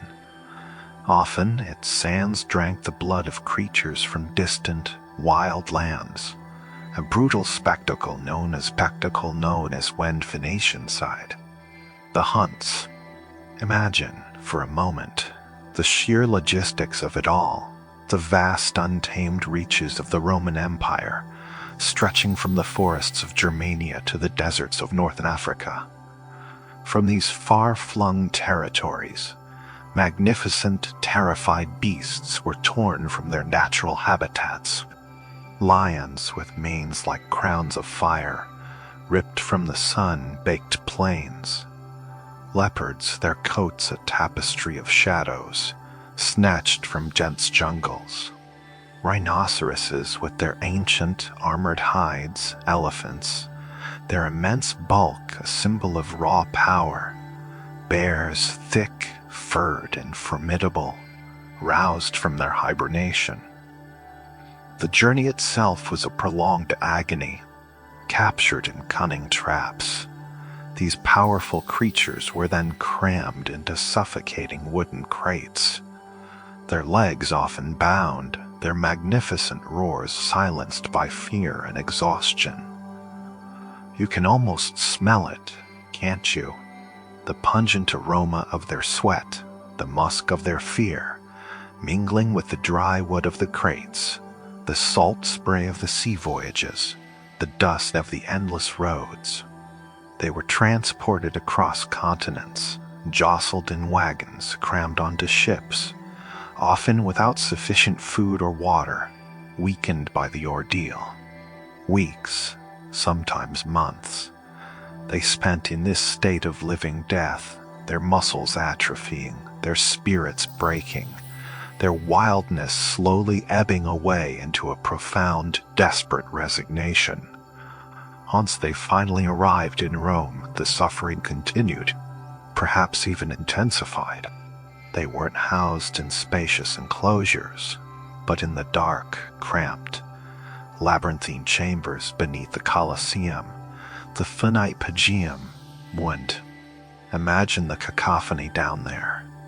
The guttural growls of starved lions echoing off the damp stone walls, the high-pitched trumpeting of an enraged elephant, the frantic scratching of smaller predators, the heavy thud of hooves against cold rock, and beneath it all, the ever-present stench, a nauseating blend of wild animal excrement, fear, sweat, stagnant water, and damp earth. You, as a gladiator preparing for your own fight, would be keenly aware of these sounds and smells. They would permeate your consciousness, a constant, low hum of primal terror that reminded you of the precariousness of all life within these stone walls. Then came the arena itself. For some gladiators, particularly the Sufi bestiarii, their role wasn't to fight a human, but to confront these magnificent, bewildered creatures. It was a cruel paradox. The animals, once kings of their domains, were now disoriented, starving, and often enraged, forced into an unnatural combat with humans armed with spears and nets.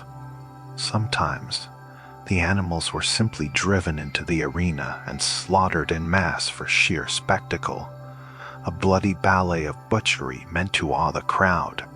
You would see the flash of a spear, the desperate lunge of a lion, hear its final broken roar as it collapsed onto the sand, its life draining into a rapidly expanding crimson pool. The crowd, a vast, roaring entity, would rise and fall with each kill, their thirst for sensation insatiable. It was a testament to the raw, unvarnished power of the Roman games, where life, whether human or animal, was merely a commodity, a performance to be consumed until the final gasp. This relentless cycle, this calculated dehumanization of both man and beast, was just another thread in the tapestry of the arena's dark allure. Asterisk. Asterisk, asterisk, amidst the chaos and clamor of the roaring crowd, amidst the blinding sun reflecting off polished bronze and the swirling dust kicked up by frantic footsteps, your world shrinks. It becomes astonishingly small.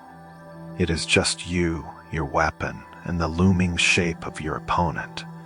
Everything else blurs into a dull, thrumming roar. Your breath hitches in your chest, ragged and burning, each inhale a shallow gasp for the air that feels thin and inadequate. You can taste the metallic tang of adrenaline at the back of your throat, a sharp, bitter promise of what's to come.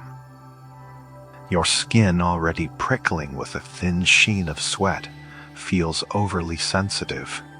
Every stray grain of sand, every gust of hot wind carrying the scent of dust and fear, seems amplified. You hear the dull thud of your own heart, a frantic drumbeat against your ribs, a rhythm that seems entirely too loud, too present. It's a strange, internal concert playing against the distant, almost muffled thunder of the crowd. Their shouts and jeers become an abstract noise, a wall of sound that separates you from the rational world, leaving you suspended in a bizarre, heightened reality. Then comes the impact. It is not always a dramatic, life-ending blow, at least not at first. Perhaps a glancing strike from your opponent's sword or the edge of a shield catching you. You might feel a sudden, jarring pressure, a blunt force that travels deep into your bones, and then a searing line across your skin. It is a surprising sensation, often not as painful as you might imagine in that first instant, but rather a profound, startling sunhi, a burning ribbon of sensation, raw and immediate, that blooms across your flesh. You might not even register the wound itself, only the sudden, unwelcome warmth that quickly turns slick and wet. That is the taste of first blood, not necessarily yours, but the presence of it on the air, the faint, coppery scent of iron mingling with the dust and sweat. If it is your own, the warmth is followed by an alarming wetness, a chilling trail running down your skin. The air, already hot and dry, now bites at the exposed flesh of the wound. If sand or dirt adheres to it, which it inevitably does, there is a sharp, gritty sting, an unpleasant friction that distracts you. You try to ignore it. You must ignore it. Focus. Your opponent is still there, still a blur of movement and threat. Your muscles ache, a deep, pervasive burn, from the effort of holding your shield, swinging your sword, parrying, dodging. Your fingers, wrapped tightly around the grip of your weapon, feel stiff and clumsy, yet also oddly disconnected, as if they belong to someone else. Your vision might swim at the edges, the bright sun overhead creating dazzling halos around every movement. You blink, trying to clear the haze, but the sweat stings your eyes, a salty, unwelcome intrusion. You can feel your body screaming for rest, for water, for release, but the instinct to survive overrides it all. With each movement, you feel the strain, the deep burn in your lungs, the shudder of fatigued muscles. Your skin is crawling, not just with sweat, but with the phantom sensation of unseen eyes, tens of thousands of them boring into you, dissecting every move, every flinch. The ground beneath your feet, once firm, now feels treacherous, a shifting bed of sand and pebbles that threatens to betray your footing. The metallic taste in your mouth persists, a constant reminder of the razor, thin edge between life and oblivion. This magnified, almost unbearable sensory overload, combined with the singular focus on survival, creates a disorienting trance. You move, you react, less a thinking being and more an automaton, driven by instinct, by training, by the desperate primal urge to keep drawing breath for just one more moment. Asterisk, asterisk, asterisk for every gladiator who stepped into the arena, there was one ultimate, almost mythical dream, the Fifth-Iridicide. It wasn't a magnificent prize of gold or jewels, but a simple wooden sword yet. Its meaning was boundless. It symbolized freedom. To be granted the Fordes was to be told after years of bloodshed, after surviving countless encounters with steel and fang, that you were no longer a slave, no longer a condemned man, no longer property. You had earned your life back, bought it with skill, resilience, and the sheer, brutal will to endure. But the path to the Fordes was fraught with peril, a cruel joke played by fate. Most gladiators never even saw a glimpse of it. They succumbed to their wounds, to infections, to the sheer brutality of the games long before such an honor could be bestowed. For those who did survive, who repeatedly won, who brought glory and immense profit to their Thuutlanista, the owner of the gladiatorial school, the wooden sword was still a distant hope. A Thuutlanista was a businessman, and gladiators were his valuable assets. To release such an asset meant losing a significant investment and a proven money maker. So, the terms were always steep, requiring years of exceptional performance, perhaps a specific number of victories, or having earned enough prize money and bets for the Finsini to feel sufficiently compensated for his loss. Imagine the weight of that ambition. Every morning you would rise from your straw mattress, the ache of yesterday's training or battle already a familiar companion, and you would see that wooden sword in your mind's eye. It was the driving force, the whispered promise that kept you swinging a heavier, than-real practice sword under the blistering Roman sun that made you grit your teeth through cuts and bruises, that gave you a reason to parry that final, desperate blow. You might speak of it in hushed tones with your fellow gladiators, a shared, fragile hope that bound you together. One day, you might tell a younger recruit, one day, if the gods favor you, you'll feel the wood of the Rhodesis in your hand. Even for those rare few who achieved this ultimate prize, the reality of freedom was often a harsh, bitter pill to swallow.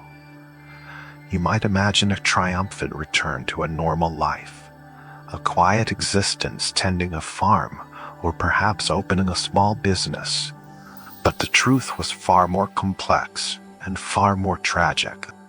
A former gladiator, even a free one, was considered too infamous, a person stripped of social honor, legally disgraced, and utterly marginalized. This stigma clung to you like the stench of the arena, following you wherever you went.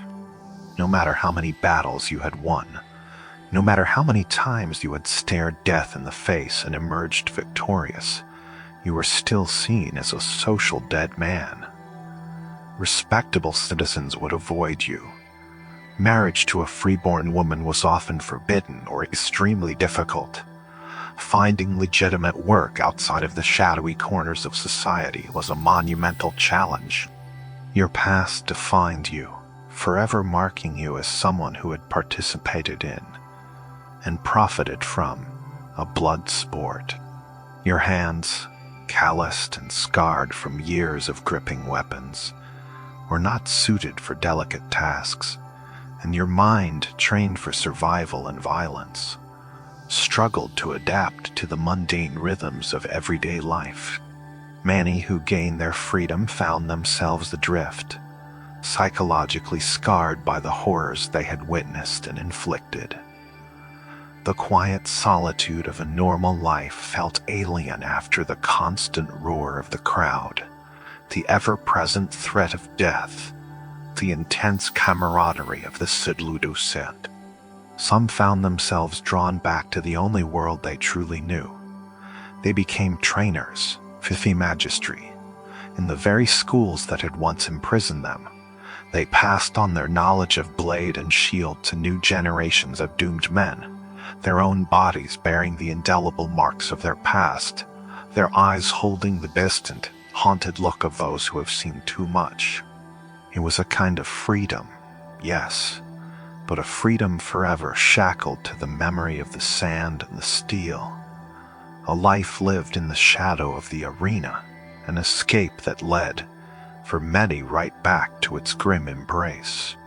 You hold the Forty Rudisi, the wooden sword of freedom, heavy and smooth in your hand. It feels strangely light after years of swinging steel, yet its weight is immeasurable. This is it. You have survived. You have fought, bled, and endured. You've earned your freedom, a rare and precious commodity in this world of blood and sand. But freedom, as you soon discover, is a complex thing. It's not just the absence of chains, it's the presence of choice, and often the overwhelming burden of it. For a man who has spent his entire adult life under the iron fist of a thanista, where every meal, every movement, every breath was dictated, the sudden expanse of open sky can feel less like liberation and more like an abyss. You are no longer a slave, but neither are you truly a free man in the eyes of Roman society. You are an infamous, a term whispered in the shadows, a label that clings to you like the arena dust to your skin, even after countless baths. It means you are dishonored, legally tainted. You can't vote. You can't hold public office. You can't even testify in court with full credibility. The very act of having been a gladiator, of having spilled blood for public entertainment, brands you. It's a scar that no amount of time or distance can truly erase. Imagine walking through the bustling Roman Forum, the cacophony of merchants, senators, and citizens swirling around you. You see families, lovers, friends, You yearn for that normalcy, that quiet anonymity. But then a child points, whispering to his mother, "Look, it's him, the Formillo from last month's games." And suddenly every eye is on you, not with admiration, not with respect, but with a strange mixture of awe and disgust. You are a spectacle still. The arena walls may no longer contain you, but the arena itself, its memory, its indelible mark, follows you everywhere. Finding honest work, stable employment, becomes an almost impossible task. Who would hire and fund being famous? A man whose hands are trained only in the brutal art of combat. A man whose past is a living legend of violence. The tavern keeper might eye you suspiciously, fearing trouble. The shop owner might refuse your coin, preferring to avoid association. The farmers, though they labor with their hands, are wary of a man who has lived by the sword, whose very presence could invite unwanted attention or ill fortune. The polite nods of the well-to-do vanish when they recognize the subtle signs of your former life. The specific gait, the hardened gaze, the network of old scars peeking from beneath your tunic. Many former gladiators, after a brief, bewildering taste of freedom, find themselves drifting back to the only world they truly know, the Sordelou du Sèvres, the very place that had been their prison, their training ground, their home. It offers a strange sort of comfort in its familiarity, the rhythmic clang of metal on metal, the grunts of exertion from the practice yard, the specific musky scent of sweat and sawdust and stale blood that permeates every stone. Here their skills are not a curse but a commodity. They become Doctor trainers, teaching the next generation of doomed men the brutal ballet of the arena. You might stand in the practice yard, your own Cyridice in hand, now used not for combat but for instruction. You watch a nervous young recruit, barely older than a boy, awkwardly swinging his heavy wooden sword. You see the fear in his eyes, the same fear that once reflected in your own. You bark orders, correct his stance, demonstrate a parry. Your voice is hoarse, your commands sharp, but beneath the gruff exterior, there's a flicker of understanding, a quiet empathy for the path he's about to walk. You teach him to live just as you learn to live in the arena. And in doing so, you relive every thrust, every block, every moment of terror and triumph that defined your past. The days stretch into weeks, the weeks into years. You are free, yes, but your life is still inextricably linked to the arena. You eat the same barley gruel, perhaps a slightly better cut of meat on feast days. You sleep in a small, Spartan room, not much grander than your old cell, but at least it's yours. The faces of the recruits change, but their stories are tragically familiar. The runaway slave, the debtor, the criminal, the desperate. You are the bridge between their past and their brutal future, a living testament to what it means to survive. Sometimes, late at night, when the Sordelou du Sèvres is quiet, you might sit in the cool stone courtyard, the moon casting long shadows. You rub the calloused palm of your hand over the smooth wood of your Fudi Rudicide, the symbol of a freedom that feels at times more like a different kind of confinement. You are not a gladiator anymore, not truly, but you are not fully a man of the world either. You are a ghost, haunting the edges of both. A man perpetually defined by the sand and blood, forever caught between the roar of the crowd and the silent, echoing chambers of his own memory. The freedom you craved, the freedom you fought for, has proven to be a solitary, somewhat melancholic companion. The world outside the Forte Ludusua didn't forget you. It simply chose to remember you in its own unforgiving way. In the harsh, fleeting world of the gladiator, where every breath could be your last, the human heart stubbornly sought connection, sought solace. Beneath the unforgiving sand, amidst the clamor and the fear, love, in its myriad forms, found a way to bloom, fragile yet resilient. Many gladiators, despite their enslaved status and the grim certainty of their profession, were not solitary figures. They had wives, they had children, families who waited, who hoped, who prayed outside the arena walls. Imagine a small, bustling Roman street not far from the gladiatorial school. A woman, perhaps with a child clinging to her tunic, walks with a quiet determination. She carries a woven basket, perhaps filled with a small, carefully prepared meal sudi. A treat, a comfort, something beyond the usual ration of barley for her husband. Her name might be Julia, or Livia, or Servilia. She is the wife of a gladiator. Her life is a constant tightrope walk between hope and dread. Every day she rises with the gnawing uncertainty in her gut. Will he return from training? Will he be called to fight? Will she ever see him again? When a gladiator married, it was a union often lacking legal recognition in the formal sense, especially if he was a slave. But in their hearts, and in the eyes of their small community, these were true marriages bound by love and shared peril.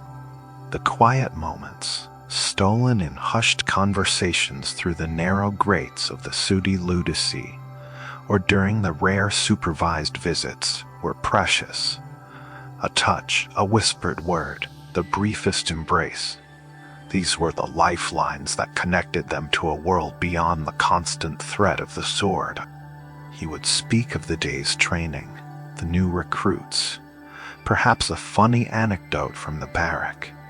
She would tell him about the children, the daily struggles of keeping a roof over their heads, the small victories of their domestic life.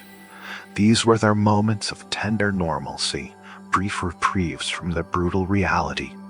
The gladiators' tombstones, simple and often found in humble plots, tell a profoundly human story. They are not always grand monuments to martial prowess, but rather poignant testaments to love and loss. Engraved in stone, you'll often find not a description of his greatest fight, but a heartfelt dedication from his wife. To my dearest husband Lucius, who lived for 30 years and fought honorably, from his devoted wife, Valeria. Or, here lies Marcus, beloved by his children and his wife, Emilia, who mourns him deeply. These inscriptions speak volumes about the quiet strength of these women. They carried the burden of their husbands' dangerous lives, managed households, raised children, and far too often faced the crushing grief of untimely widowhood. When a gladiator fell in the arena, the world of his family was irrevocably shattered. His wife would not only lose her beloved, but also her precarious financial support.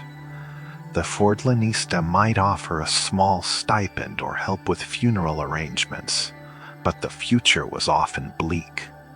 She would have to find work, to rely on the kindness of neighbors or family, to navigate a Roman society that offered little safety net for the widowed and the poor. Her children would grow up without a father, their memory shaped by the stories she told, and the quiet dignity with which she carried her sorrow. Consider the children of gladiators. They might have grown up hearing the distant roar of the crowds, seeing their fathers return bloodied and bruised, yet still strong. They would have known a love fiercely protected, intensely lived in the face of constant danger. Perhaps they would have learned the value of a single tender moment, of a fleeting touch or a quiet smile. These were children born into a world where life was cheap, but love, by contrast, felt infinitely precious, a vibrant splash of color against a backdrop of gray despair. Even among the gladiators themselves, a different kind of love, a fierce brotherhood, flourished. Bound by shared fear, shared blood, and shared fate, they formed bonds stronger than any chain. They were each other's keepers, confidantes, and last line of defense. They would share their meager possessions, comfort each other before a fight, and mourn their fallen comrades with genuine grief. They even pooled their money to ensure proper burials for those who died, engraving those simple epitaphs that spoke of companionship rather than combat. It was a solidarity born of desperation, a warmth found in the coldest of places. This was the tenderness beneath the sandy, the stubborn, enduring human need to love and be loved, even when death was an ever-present shadow, a constant silent spectator in their lives. The arena was a stage, and in Rome, no one loved a spectacle more than its emperors. While most gladiators were slaves, debtors, or disgraced citizens, there was one who not only sanctioned the games but actively participated in them, blurring the line between ruler and entertainer. His name was Commodus, a man whose reign was marked by a bizarre fascination with the gladiatorial arts, a fascination that eventually consumed him and repulsed even the hardened Roman public. Imagine the Colosseum packed to its highest tiers. The air hums with anticipation, the sunlight glints off polished helmets, and the scent of wild animals and human sweat hangs heavy. But this day is different. The roar isn't just for a champion gladiator, it is for the emperor himself, Commodus, dressed not in imperial purple but in a lion's skin, a club in his hand, a crude mimicry of Hercules, enters the arena.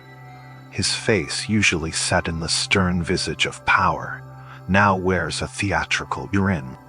His fights, of course, were hardly genuine contests of skill or bravery. Commodus's opponents were carefully selected.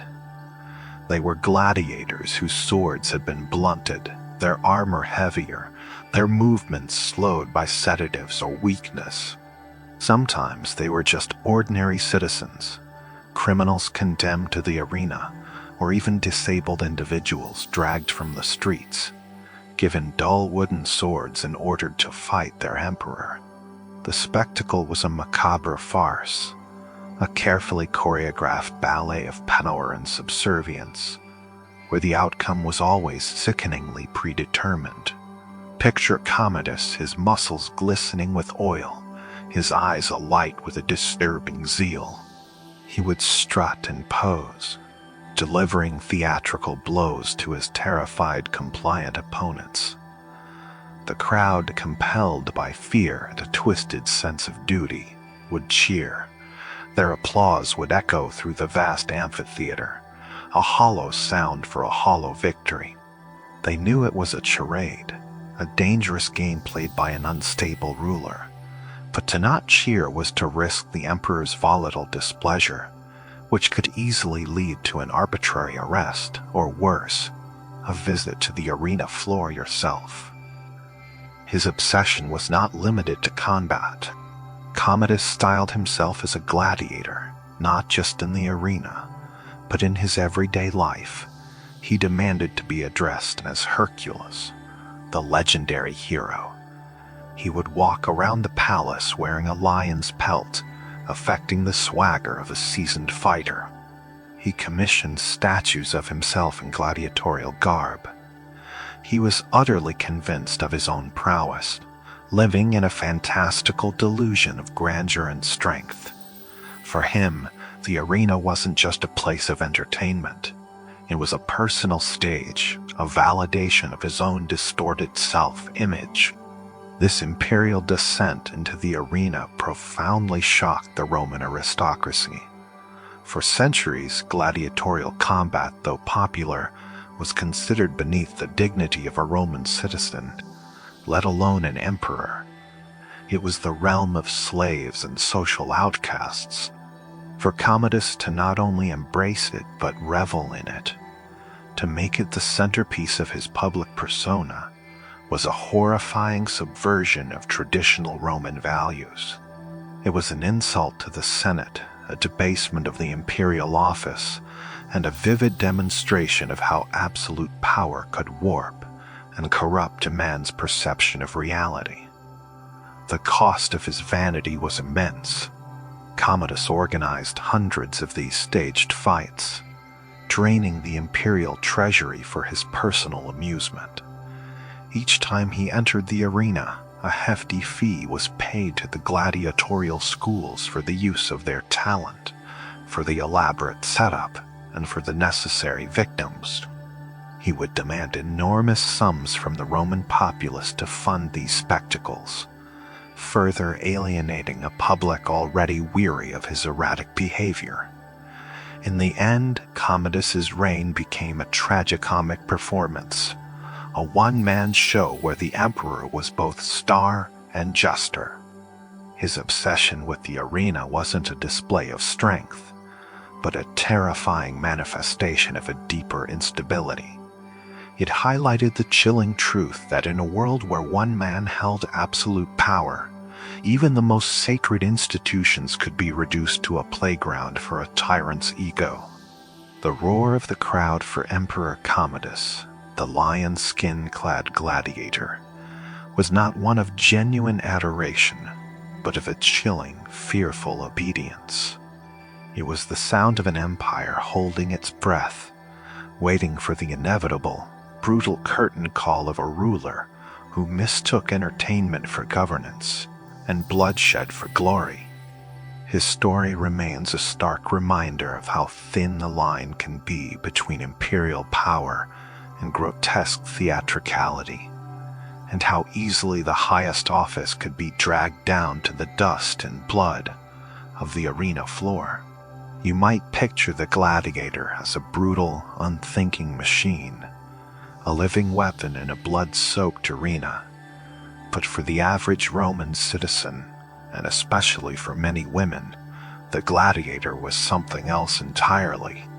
He was a paradox, a slave, a condemned man, yet simultaneously a superstar, a sex symbol, a subject of fervent obsession. His grim reality was often overshadowed by a shimmering veil of fame, woven by public adulation and the raw, dangerous allure of life on the edge of death.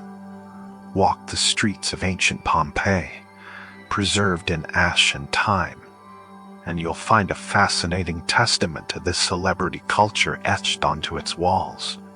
Everywhere, it seems, the very stones whispered their affections, their desires, their loyalties. Graffiti scrawled with charcoal or a stylus covers the taverns, the bathhouses, the private homes. It's not just political slogans or advertisements. A significant portion of these ephemeral messages are odes to gladiators. These aren't dry historical records. They are raw, unfiltered expressions of fandom, centuries old, yet strikingly familiar. Imagine strolling down a dusty Roman street, the sun baking the cobbles, the scent of wood smoke and ripe fruit hanging in the air.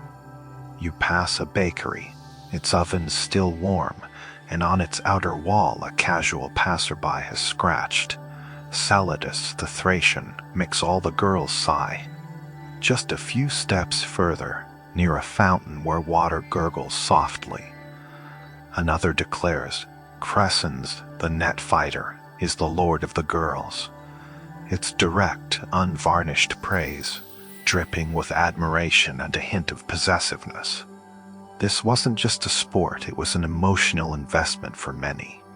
These weren't just men fighting, they were dreams, fantasies, sources of vicarious thrill and forbidden desire. These scrawled declarations reveal a unique social dynamic. Gladiators, despite their enslaved status, existed in a liminal space. They were infames, stripped of most civil rights, yet they were also the most visible and often the most celebrated figures in Roman society. This public adoration created a strange, almost theatrical existence for them. Every public appearance, every strut into the arena, every flash of their polished bronze armor was met with cheers and sighs, jeers and tears. They were the rock stars of their age, their names shouted in the streets, their images desired, their fates debated. Consider the stark contrast. A man who might be whipped or branded by his owner, who slept in a communal cell, whose life was forfeit the moment he signed his contract fitty. This same man was the subject of love poems, whispered fantasies, and passionate debates. The Roman populace seemed to compartmentalize. The gladiator's brutal reality within the Foodisi and the arena was one thing. His projected image, his aura of danger and exotic masculinity, was another. The graffiti also gives us a glimpse into the specific traits that made a gladiator famous. It wasn't always sheer brute force. Sometimes it was skill, the elegant dance of the Fortiaria Serius with his net and trident. Sometimes it was courage, the stoic resolve of a Thurvan Myrmilla facing certain death. And often it was simply charisma, that intangible spark that captivated the crowd. A gladiator's looks, his physique, his fighting style Tuvan, all were scrutinized, admired, and debated with the same fervor that modern fans discuss athletes or movie stars. These ancient messages, preserved accidentally for nearly 2 millennia, aren't just historical curiosities. They are echoes of human emotion, of admiration mixed with a subtle societal cruelty. The Romans cheered for men whose lives they ultimately controlled, whose deaths they eagerly awaited. The graffiti, then, serves as a poignant reminder of this complex relationship. The gladiator, both an object of desire and a disposable commodity, revered in public, yet bound by an invisible, unbreakable chain. And as the sun began its descent, casting long shadows across these ancient walls, the names of Celadus and Crescens would fade into the twilight, only to be rekindled in the whispers of tomorrow's hopeful fans. Beneath the roar of the crowds and the clang of steel, in the quieter, darker corners of the Roman world, a different kind of battle was being waged, a silent, insidious war fought with spells and curses. The world of the gladiator, steeped in violence and uncertainty, was fertile ground for superstition. Life and death hung by a thread, and when human skill and strength seemed insufficient, people turned to the ancient gods, to spirits, and to the chilling power of ton-of-fiction side fiction's cursed tablets. Imagine the atmosphere in the hours leading up to a major contest. The air crackles with anticipation, but also with a pervasive sense of dread. Gladiators, despite their hardened exteriors, were keenly aware of the fickle hand of fate. Their trainers, their owners, even their most ardent fans grinned. All knew that a single misstep, a moment of weakness, could mean an agonizing end. In such a high-stakes environment where control felt elusive, people grasped at any perceived advantage, no matter how dark or forbidden. These curse tablets, often made of thin sheets of lead, were a tangible manifestation of this desperation. Lead was chosen for its softness, making it easy to engrave, but also for its symbolic weight, its dull, heavy presence mirroring the somber nature of its purpose. Someone, perhaps the rival gladiator's supporter, a jealous lover, or even a manager seeking to undermine a competitor, would commission a scribe or a local magician to inscribe a potent curse onto the lead. The language was often formulaic, but the intent was always specific and venomous. Let your mind drift to a quiet evening in a Roman neighborhood. The street lamps, if any, cast flickering shadows. A figure moves stealthily, perhaps near the gladiatorial barracks or a public path where the targeted gladiator might frequent. In their hand, a small, rolled-up lead tablet, carefully inscribed with ancient words meant to bring ruin. The act itself was secretive, illicit. The tablet would then be folded, sometimes pierced with a nail, symbolic act of binding or pinning the curse, sue, and then buried. Where? Often near a place associated with the victim, or, more chillingly, in a graveyard, near the bodies of the recently deceased, hoping to harness the power of the underworld spirits. The curses themselves were brutally direct, targeting the very attributes a gladiator needed most. They would invoke deities of the underworld Tuto Proserpina, Hecate Fudi, and command them to weaken the opponent. Bind the limbs of so and so, a tablet might read, cloud his mind, make his sword arm tremble, let his legs turn to water.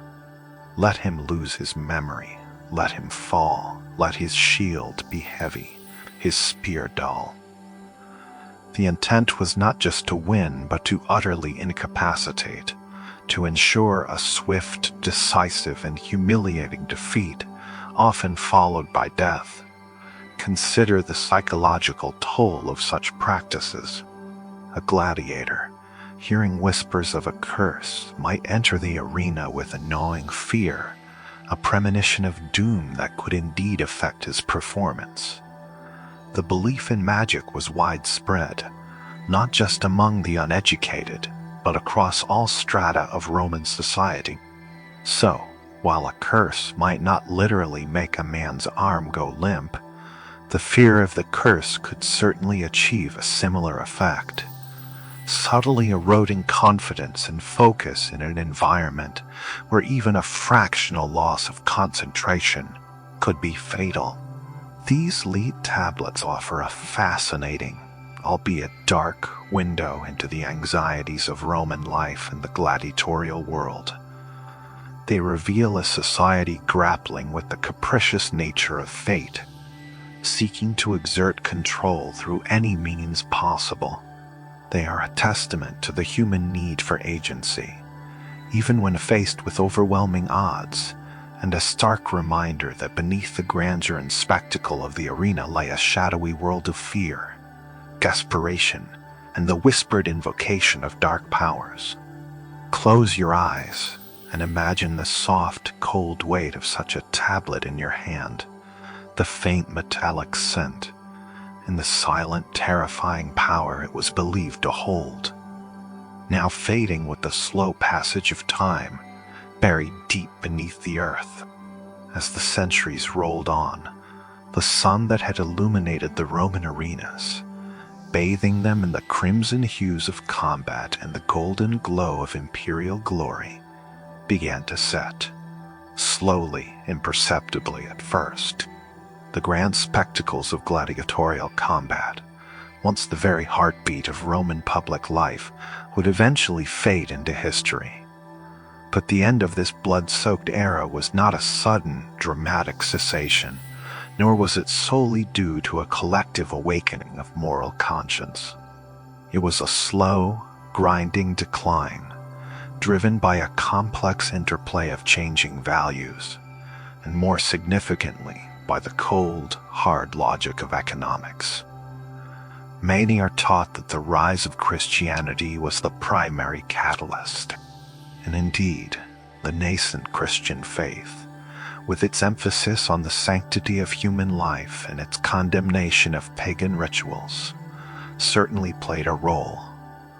Early Christian writers railed against the games, denouncing them as barbaric and immoral.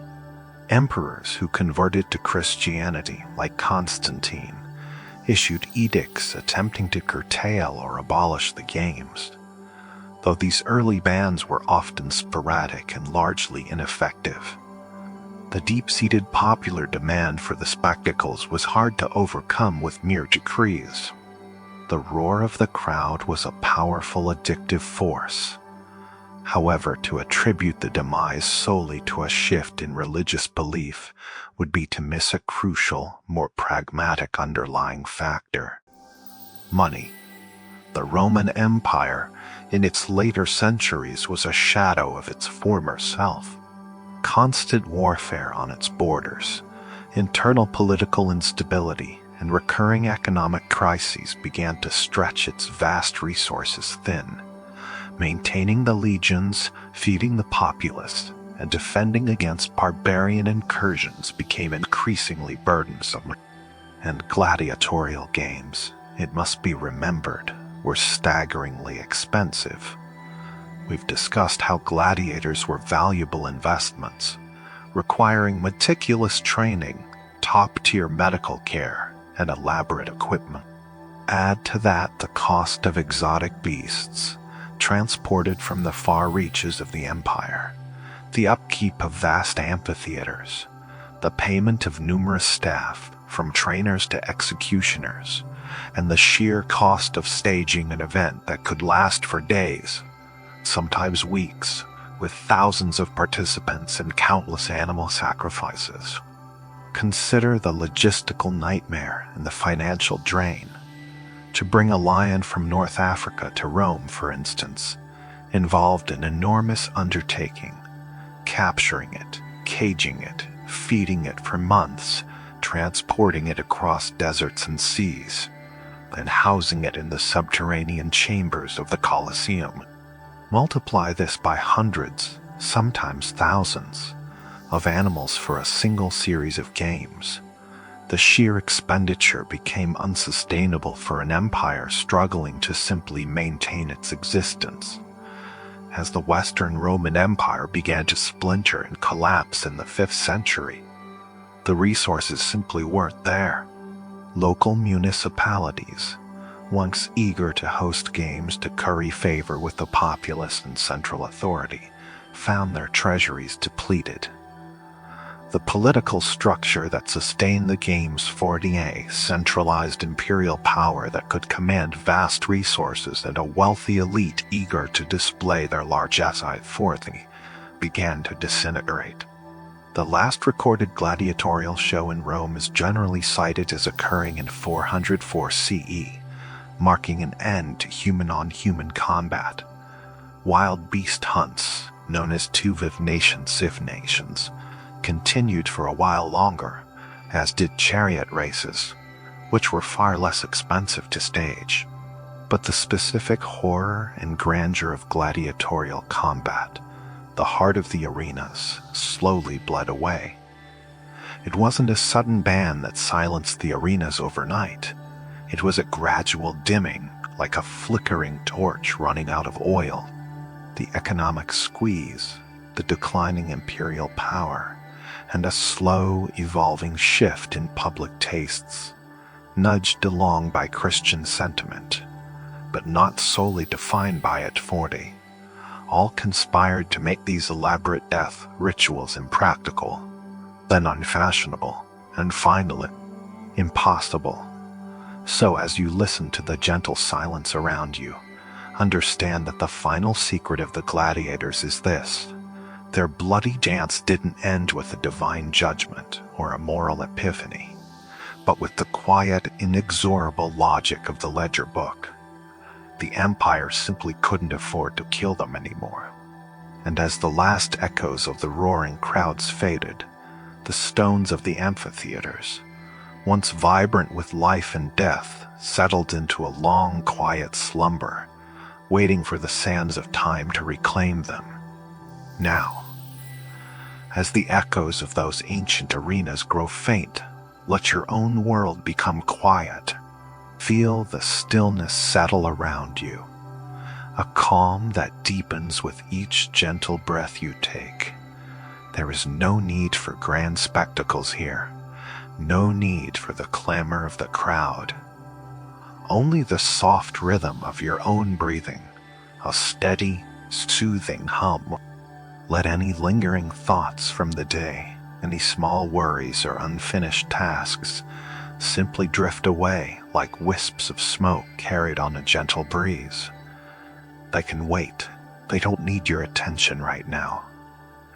This is your time to rest. Feel the support beneath you, the comfort of your bed, your chair, the gentle embrace of your surroundings. Allow your body to sink a little deeper, to release any tension you might still be holding. Let your shoulders soften. Let your jaw relax. Your hands and feet feel heavy, warm, peaceful. Imagine yourself in a quiet, undisturbed space. Perhaps it's a tranquil garden at twilight, where the air is cool and fragrant, or a secluded beach, where the waves whisper a soft lullaby against the shore, pulling gently at the sand, receding, returning. The sound is calming, hypnotic. Focus on your breath once more, in and out. Slowly, deeply, effortlessly. Each inhale brings calm.